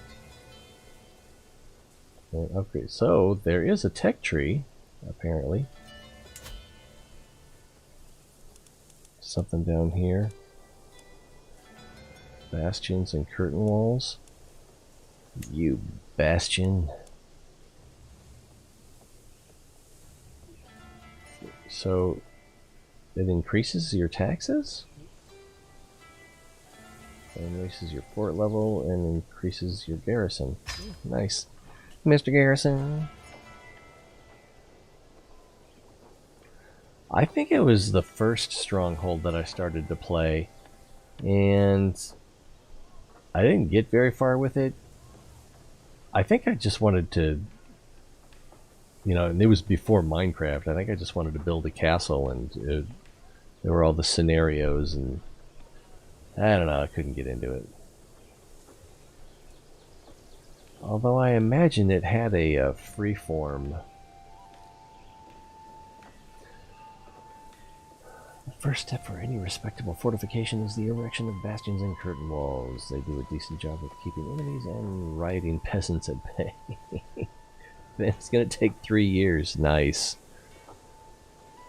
Alright, man. Thanks for stopping by, keeping me company, and keeping me awake. Whew. Probably gonna fall asleep as soon as I start reading this again. Be well, and everybody check out King Akira 9001 on twitch.tv. Well done. It will take some time for the building to be ready. No kidding. William Nietzsche wasn't built in a day. Feel free to close the walls and towers construction window. Once your construction is completed, you will receive the benefits of the building and upgrade you chose. So close that. Next. Holdings 404. Every holding provides taxes to their holder. If that holder is a vassal, the holding provides taxes to the holder. If that holder is a vassal, they will in turn pay taxes to their liege. Taxes are your main source of gold income. Obligations can affect how high or low these taxes are. Being at war can affect the level of control in a county, which in turn affects taxes. Alright, more reading. Control measures. The grip of the government has on the population of a county. It is crucial, especially for collecting taxes from the holdings. When a county changes hands through war, control goes down drastically, which is a good reason to vassalize the current holder instead, if the Cassius Bailey allows.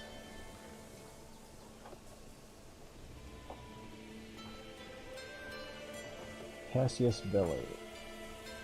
Cause for war. Required to declare war on another ruler. Cassius Belli specifies what the war is about, usually a specific territory, the war target. It's not possible to gain anything more than the Cassius Belli allows, regardless of how soundly the enemy is defeated.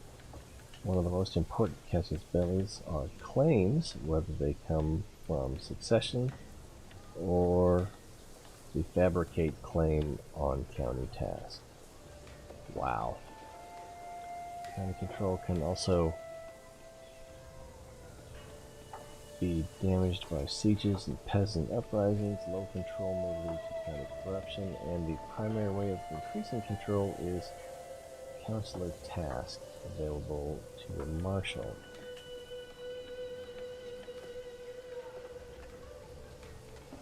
Where were we? Doing the work can affect the level of control in county, which returns.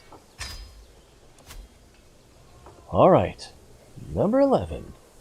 Vassals. As a ruler, you are likely to be the liege of at least one vassal. There are rulers who have sworn.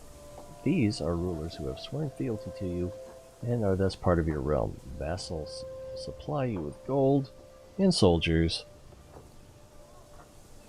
It is possible to both be a liege and a vassal at once. Open the realm view on the right side of the screen. Inspect the Vassals tab. Whoa! I think we looked at succession earlier. Yeah, so vassals. Here's a list of your current vassals along with some additional information about them. At the top of the list is the ruler Ormond, whose land you can see on the map. This is an earldom. A county tier title. Come here for an overview of things such as your vassal's current opinion of you and whether they are considered a powerful vassal or not. Is it self-explanatory?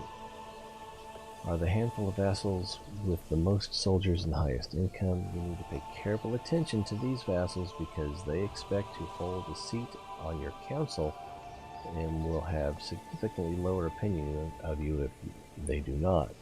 Changing the succession law requires all powerful vassals to either have a positive opinion of you or be terrified of you or be imprisoned. Oh.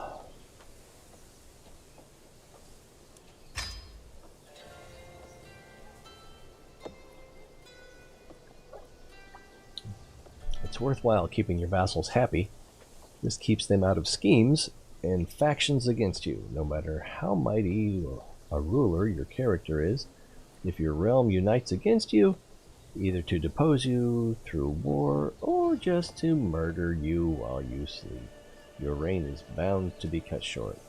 Some of the vassals might serve on your council, making their opinion extra important. Some of the vassals might serve on your council, making their opinion extra important, as they will be trusted with counselor tasks.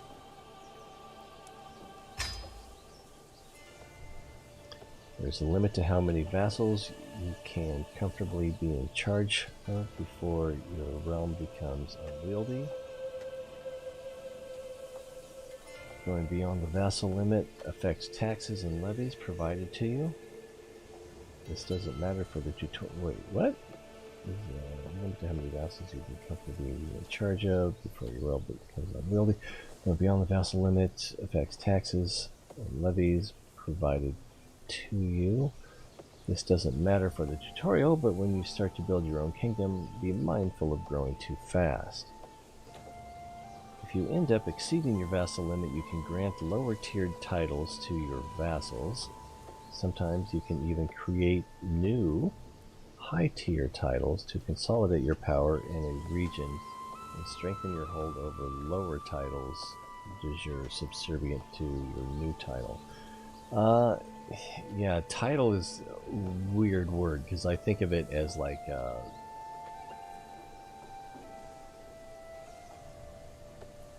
rank, but it has more to do with the land that's held.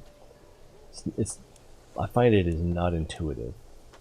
That's the limit 1 of 20. I'm gonna click I understand. I'm not sure that I do. What do we got up here? Realm and domain. Your realm is the complete body of land and titles that you control, including the areas held by your vassal. Right now, for you, this means counties, called earldoms due to your Irish culture, of Thomond and Ormond. When domain is used, we are instead referring to the land that you own personally without vassals. Thomond. Domain. Wait, so realm is everything I control, the complete body of land and titles that you control, whereas domain is the land that you own personally without vassals. Some things that happen will only affect your domain, while other things will impact your entire realm. Munster, yeah. Sounds cheesy. Note that there's a limit to how much land you can hold personally before you start incurring penalties, the domain limit. Realm, everything, domain, personally owned. When you go above your domain limit, it can be a good idea to use the grant title interaction on characters you are friendly with, making them your vassals. As you have no spare titles to give away, you cannot currently do this, but you would otherwise find it in the character menu, visible when right-clicking on a character.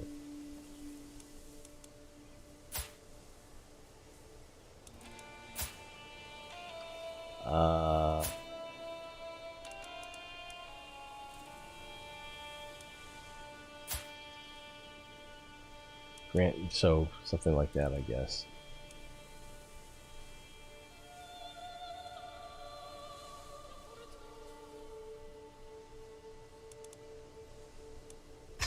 Alright, what's next? Council! Managing a realm. Realm is everything. I already forgot. Was it domain? Is where you live personally? Whew. Managing a realm is a lot of work. As a ruler, you have the help of your council. These can be either vassals or members of your court, and they act as your trusted advisors. There are council positions corresponding to each skill, and married rulers will also have their spouse assisting them. Open the council view. Counselors can be set to work and they all do different things. You can change the counselor's task by clicking on the button near their portrait in the council view. Appoint a spy master. Intrigue. Change the counselor's task by clicking on the button near their portrait in council view. This is council view, right? Oh, the button near their portrait. Okay.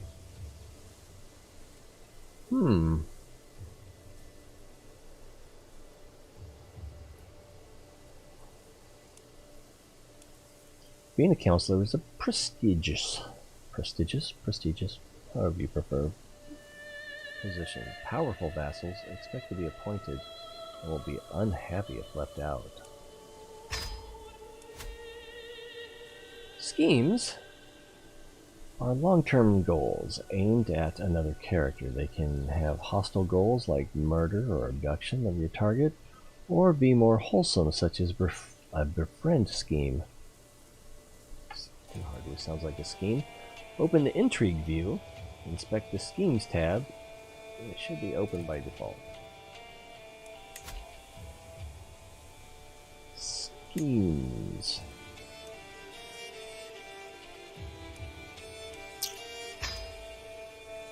A good time to use a scheme might be when you find the line of succession not to be as clear-cut and favorable as you'd like. One way to get ahead is to simply remove the competition, quietly and with no witnesses. Murder schemes come with a risk of discovery. If your attempt goes awry, it will make your character unpopular, especially with your intended target. The sway scheme, sway in the morning, is made for increasing the opinion someone has of your character. Let's try it. Open the council view, right-click on your court chaplain, and choose sway.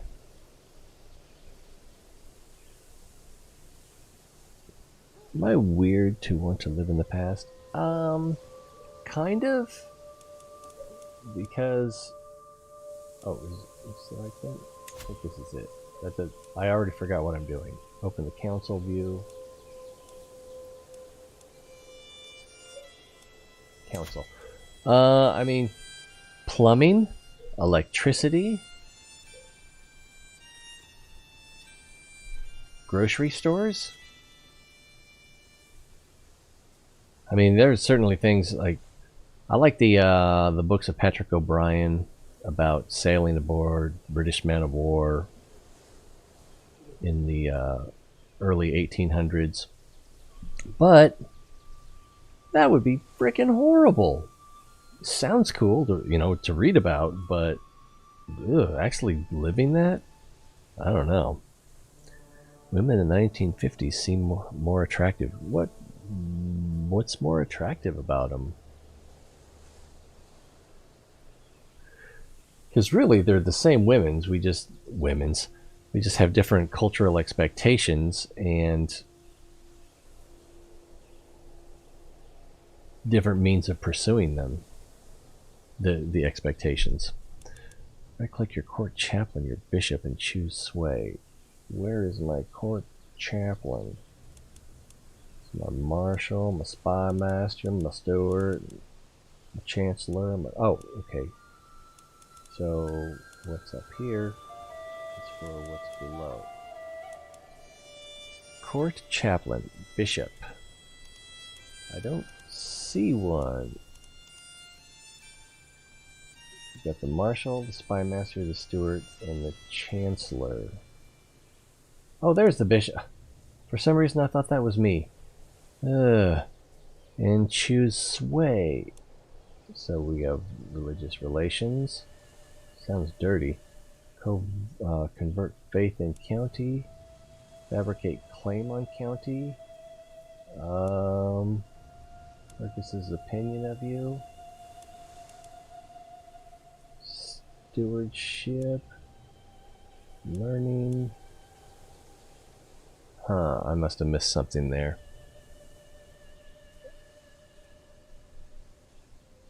Right click. and choose sway. If scheme is successful, Fergus's opinion of you will increase by 25. Expected time to complete the scheme, 16 months. Every month there's a predicted chance of 61% to progress based on scheme power versus scheme resistance. So, let's start the scheme. Although I don't know what the consequence is if we fail the scheme. Once set in motion, your scheme will slowly progress over time. The time before the conclusion is reached varies based on the scheme's success chance, which can be affected by relevant skills. In this case, it is affected by your diplomacy. If you are unhappy with your scheme, you can always cancel it by clicking the Abandon Scheme button next to the scheme. Open Intrigue view, inspect Schemes tab. Intrigue. And Schemes tab. And next. Oh, wait. Clicking the Abandon Scheme button next to it. Alright. Sometimes schemes can give rise to secrets. If you catch someone trying to commit murder, it's probably in their best interest to make sure you keep it quiet. Wait, if you catch someone trying to commit murder, it's probably in their best interest to make sure you keep it quiet. Yeah. You can also blackmail them to gain a hook. Hooks represent a favor you can call in or hold you have over a particular character, letting you encourage or force them to do your bidding. As you play, you'll find many different ways to gain and use hooks. Experiment with them. Next, let's pretend you've managed to get a hook on one of your vassals. Inspect the Hooks and Secrets tab.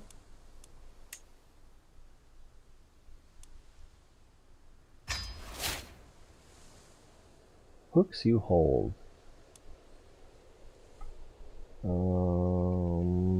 Doesn't say what it is. Alright. And does it say that it's a weak hook? It's got a little hook. And it says weak hook. Alright. This weak hook can be used for a number of things. For example, you can increase the obligation set by the feudal contract you have with a feudal vassal.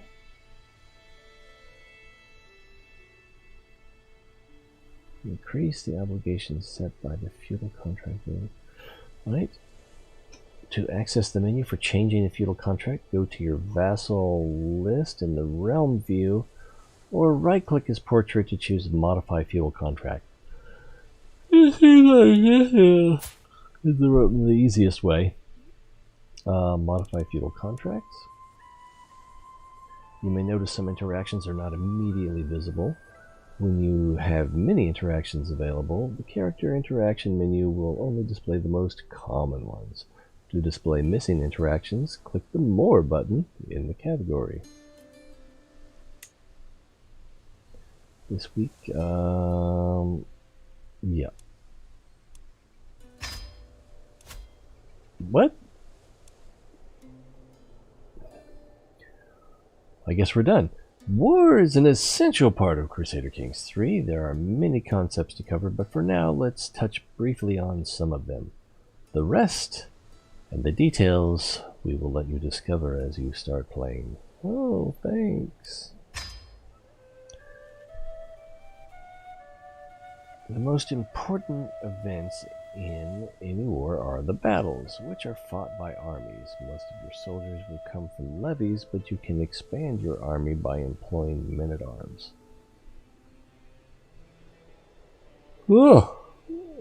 If things get really tough, you can also hire mercenaries, provided you have the gold. Open the military view.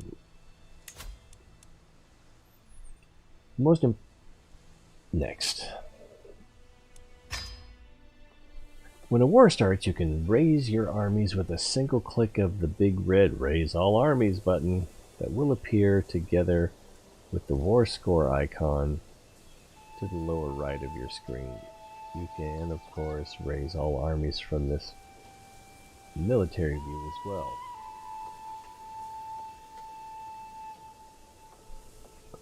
Oh, so I'm just gonna have to. I'd like to get to the tutorial at least before I wrap it up. But it seems like we're not gonna actually accomplish anything today, except get very sleepy. As already military did. When the war is over, you have to disband your soldiers before. You know, maybe I should have done the tutorial offline. I had no idea that it was going to be like this.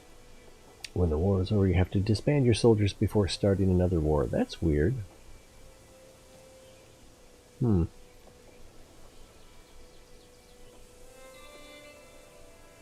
Rally points are mustering grounds for levies and men-at-arms under your command. This is where they will appear when called to war. Hello? The chair squeaked, I guess. So it's going to be one of those flags. Oh, there's a...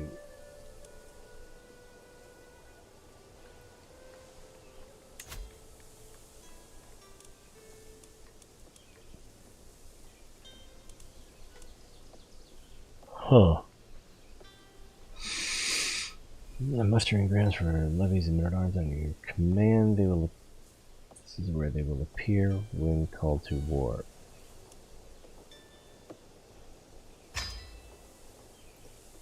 To start a war, you'll need a legitimate reason. Casus belli. Against another ruler.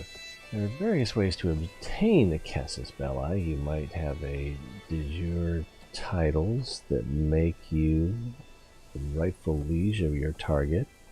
You might inherit claims, or you could pursue holy wars against nearby infidels. Although these are the most common, there are dozens of different types of casus belli for you to discover and use as you play. The easiest and most straightforward way to acquire claims is to use Fabricate claim on county. This is something your court chaplain sees to, though through one of his counselor tasks. Uprising. Oh, unpausing. Almost there. So, we'll let you unpause the game. It's just a few things to go over first.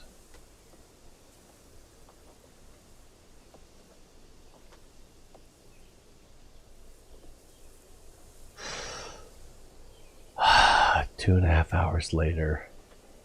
There's just a few things to go over first. Firstly, it's important to know that there are 5 different speeds available to play. Press keys 1 through 5 to easily switch between them, and you'll be able to pause or change the pace whenever you want.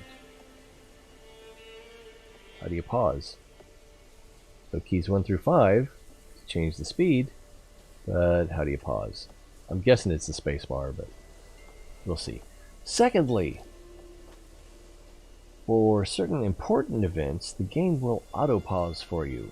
There's nothing wrong with playing at lower speeds, increasing the speed when things are quiet, or slowing it down when you go to war. Generally, we recommend you pause the game when inspecting menus or when you are faced with tough decisions. Tough decisions. To start the ticking of time, unpause the game using the spacebar or by clicking the play button in the lower right corner. I'm guessing it's this one.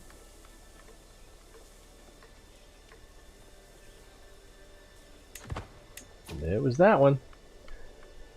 This will let days, months, and years go by. Armies instructed to march will move, events will occur on screen, letters will be sent, and characters will age. Find a speed that's comfortable for you. You can always change it later. What now? Now, as a first task, let's remind your neighbor, the Earl of Desmond, who his rightful liege truly is. Who?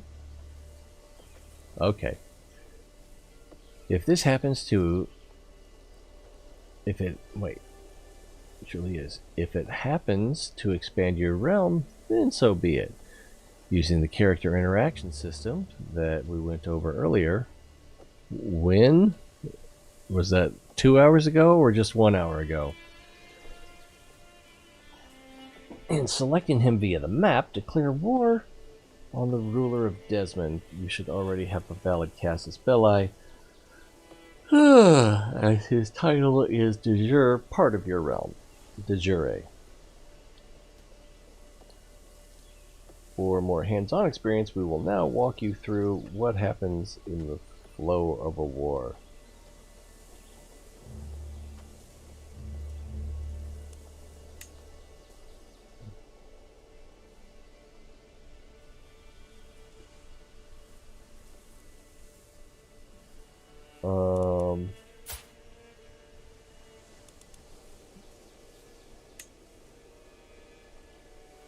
I think I declared war. Declare war. Oh, I still have to.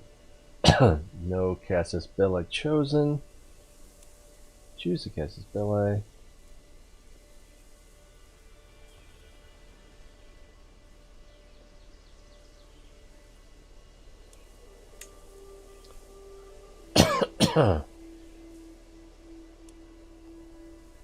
Objectives are open. Destiny, change objective. Enforce demands. White peace or surrender.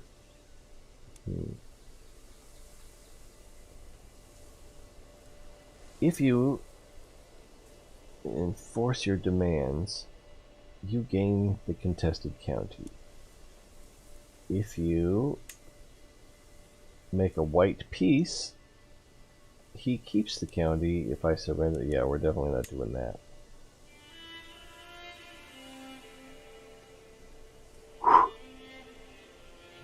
Their military strength is inferior to ours. Alright, let's declare. Now is your first task. Let's remind your neighbor, blah blah blah. Okay, we did that.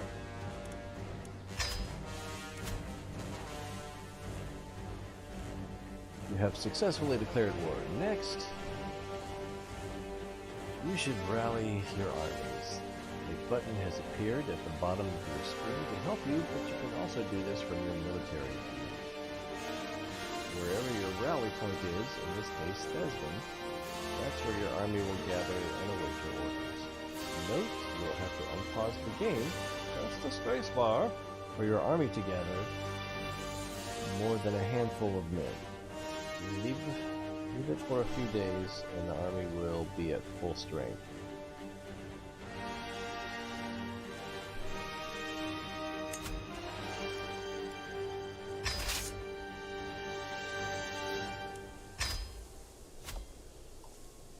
To move your army, left-click on the army on the map and right-click the area you want them to go, perhaps the enemy capital, Barony. How far is this game so far? How is this game so far? I think I'm almost finished with the tutorial, and started about 2.5 hours ago, although I was talking to my friend King Akira for a while. But there's a lot. There's a lot of depth, a lot of breadth. So if you want to try to understand what you're doing instead of just diving in, there's a lot to get through. Also, can you turn down your game some or turn up your mic? Yeah, I can definitely do that. I've got my earphones down quite a bit. And I think my mic is just about... Check one. Yeah, it's just about maxed out. So we'll just try to keep it a little closer.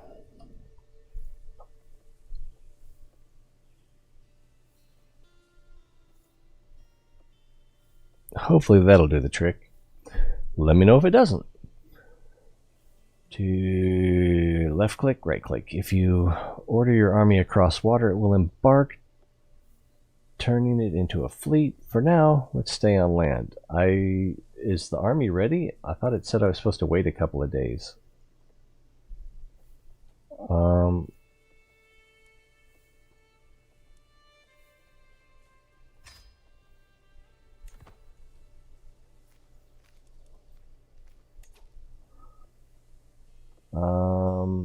I can't tell if it's ready or not.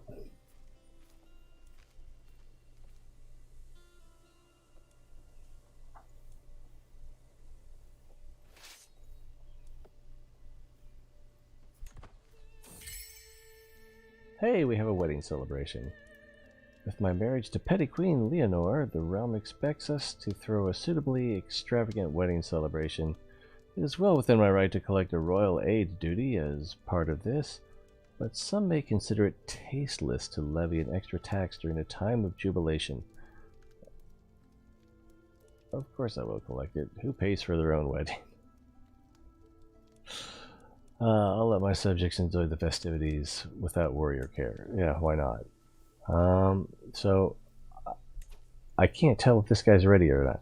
Predicted arrival. Hold shift to Q move. Right click to march here.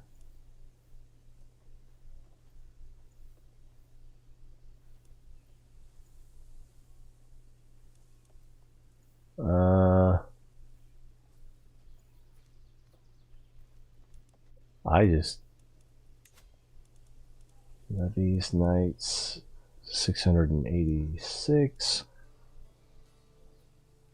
So I guess they're gathered already. So let's go ahead and march on.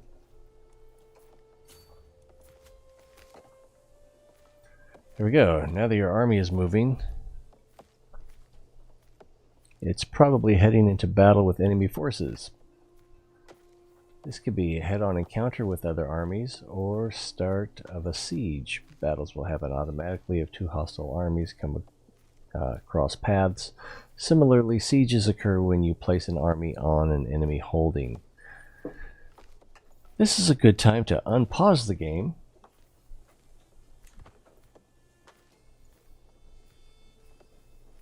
if you haven't done so yet.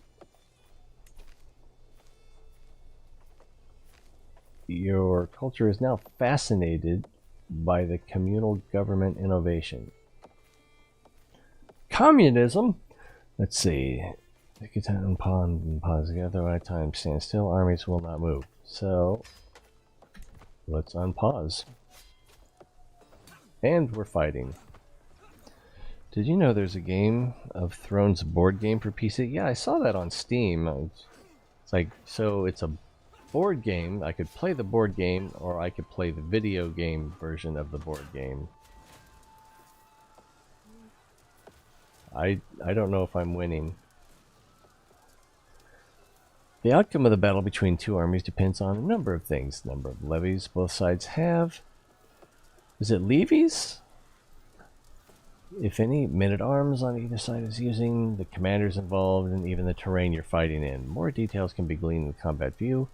Click on your fighting army to open it. What fighting army? This fighting army? I think I won.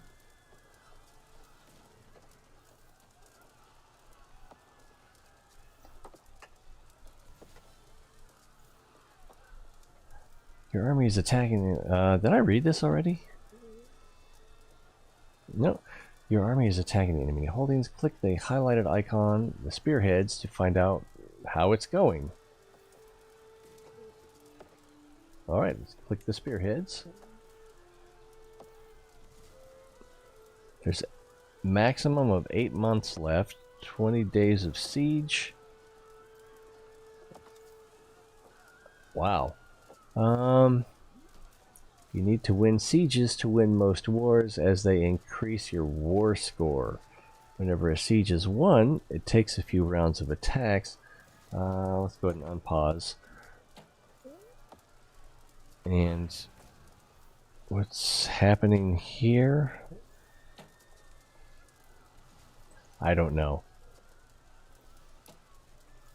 Whenever a siege is won, it takes a few rounds of attacks. The area will become occupied, changing its regular look on the map from a solid color to a striped colors when zoomed out. The color of the stripe shows who has occupied a holding. Since your color on the map is green, holdings that you have occupied will have green stripes. A holding occupied. Catholicism fervor decreased by 10. Lothair lost 1 level of devotion. Wow, that sounds sort of bad. The holdings, a holding occupied by the Kingdom of France, however, would have blue stripes, and occupied by the Kingdom of England, red, and so on, if you say so. To get an idea of who is winning in a war, you can always look at the war score in the lower right corner. I don't see it. Maybe if we close the military. Paradox, yeah, it is. Don't they also do Borderlands though?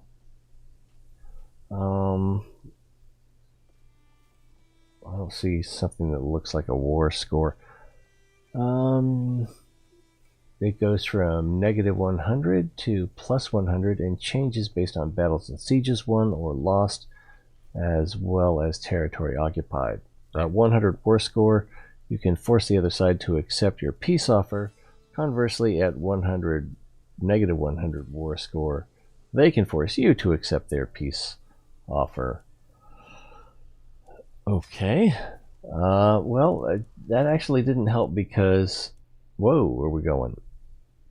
Because I didn't see the score.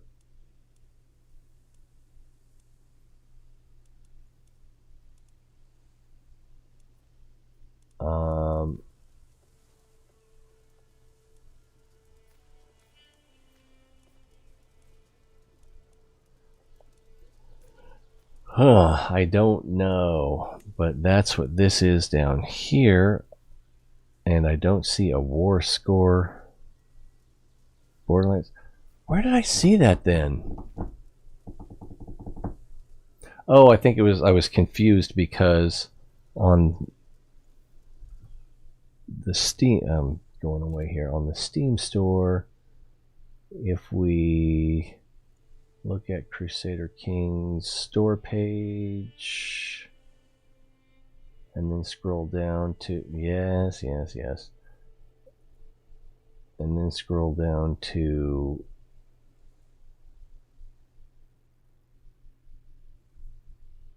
there we go, to Publisher Paradox Interactive.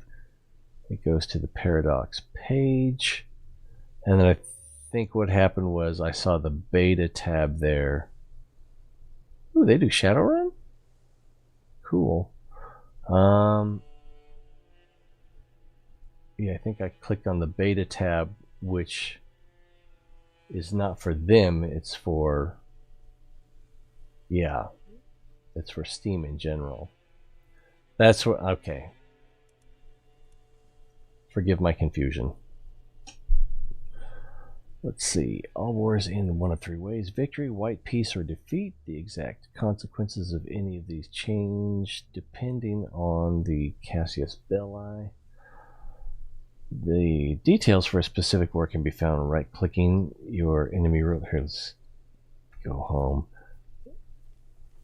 Your enemy ruler and selecting offer peace, or by clicking, wait, just right, yeah, oh, right-clicking.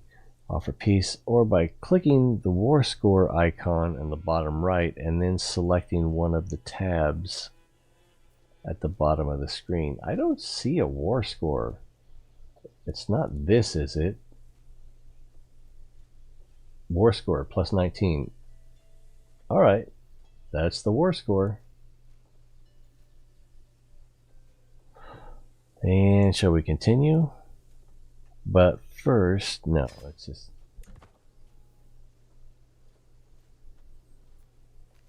So it's still plus 19. Where's the 9th, 10th of April? But we're staying at 19% for some reason.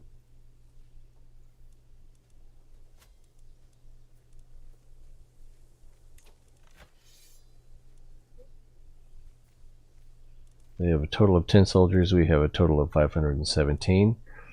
Kind of like our odds. Why did it just turn blue?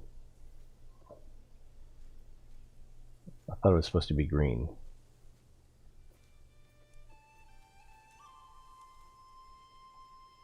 Maybe we can sue for peace. Enforce demands. You gain the contested county.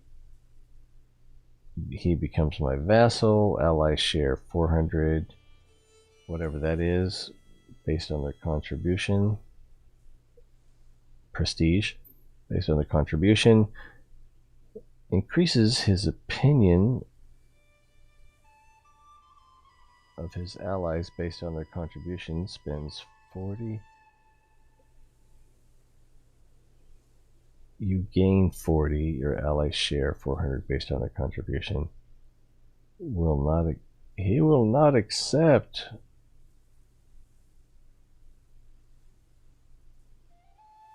Alright, so I guess we just need to continue.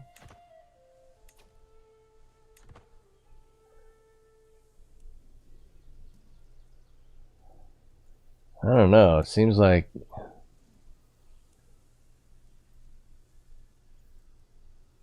oh, did he have 472 soldiers garrisoned?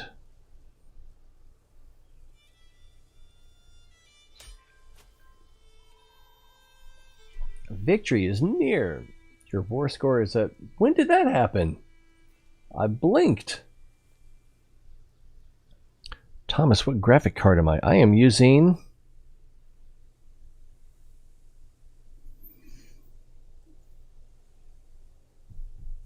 MSI.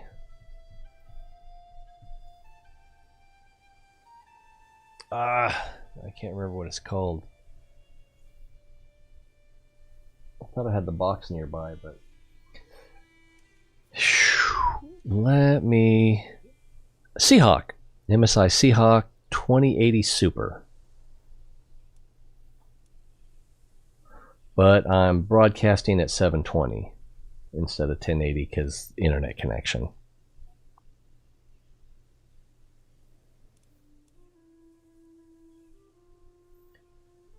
So I got my war score of 100%. Now able to enforce demands by clicking on the war score icon and then opening the war view and selecting the enforce demands like I just did, and it didn't work because I was only at 19. You can also right click the enemy ruler and select offer peace. I think we'll be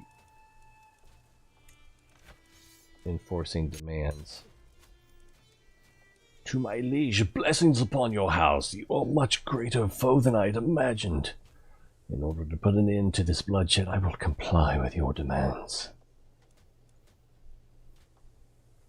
So, Miradach Mekathrach of Dethraki of Desmond became my vassal. Allies share 400 prestige based on their contribution. Spent 400 prestige, gained 400 fame. Alright, so be it. Congratulations on your victory! Woohoo! It feels perfunctory. You have now experienced what it's like to make it through the essential part of the game. The tutorial lesson ends here. Whew. But it hasn't been 3 hours yet. The tutorial lesson ends here. However, pieces of advice will still occasionally appear as alert icons along the top of your screen. Click these advice alerts to learn more about certain situations or systems that you are dealing with. Thank you for staying with us. It wasn't easy. And good luck.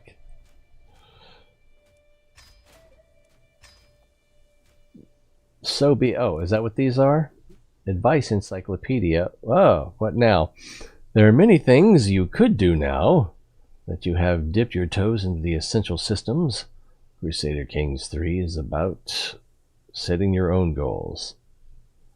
Yeah, that was, I think it was like $700 for that card.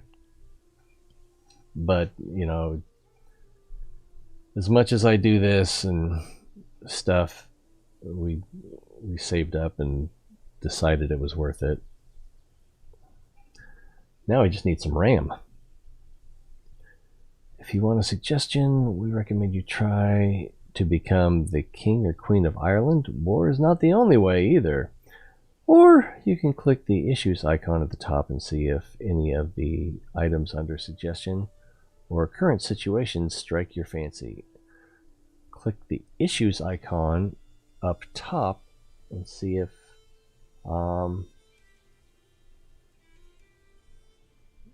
is that this one? Issues. Okay, that's good to know. And we're paused. So we have the Advice Encyclopedia. Want to learn more about the terms of the game? Open this for an introduction to the Encyclopedia. And Crusader Kings has many concepts and terms that you can learn or try.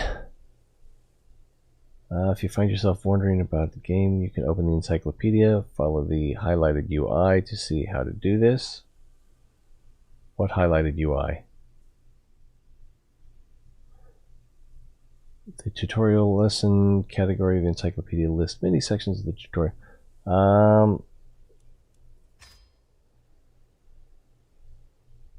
And now it's gone. So is it this thing? Ooh. Excellent. Open Encyclopedia.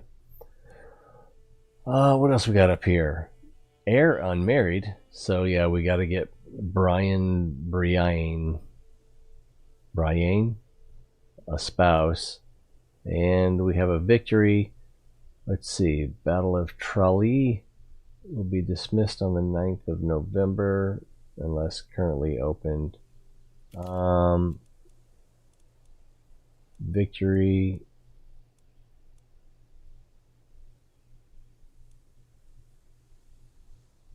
So he had 166 survivors, 108 losses, and he started with 274. And wait, what? Oh, these are our initial, and these are survivors. So I could have been better. Wetlands details. Go to location, minimize. Yeah, we don't need that anymore. All right. Well, I'm having trouble keeping my eyes open, so I'm going to get out of here. So that was a lot to take in. And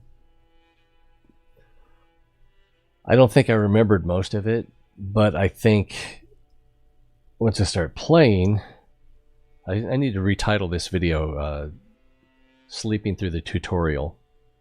Sleeping Through the Tutorial. I feel like I left a syllable out there.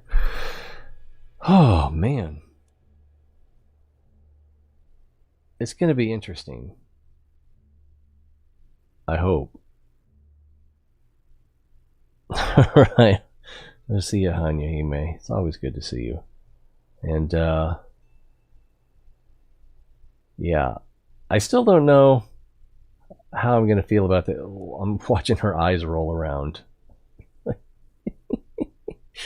I still don't know if I'm going to enjoy this game or not. Depth and complexity, it could either be way too frustrating or an interesting challenge. And there's a lot of social modeling, social engineering that maybe won't appeal to my intuitions. And there's no UBI, I'm assuming. So immediately, all right, we'll have to take them to math class. Well, thanks for being here. Thanks for saying hi. Hope to see you next time. Always more fun when you're here. Like, subscribe, share, follow, share. Tell a friend. That's sharing, isn't it? And until next time, be well. Your thoughts on this game? Leave a comment.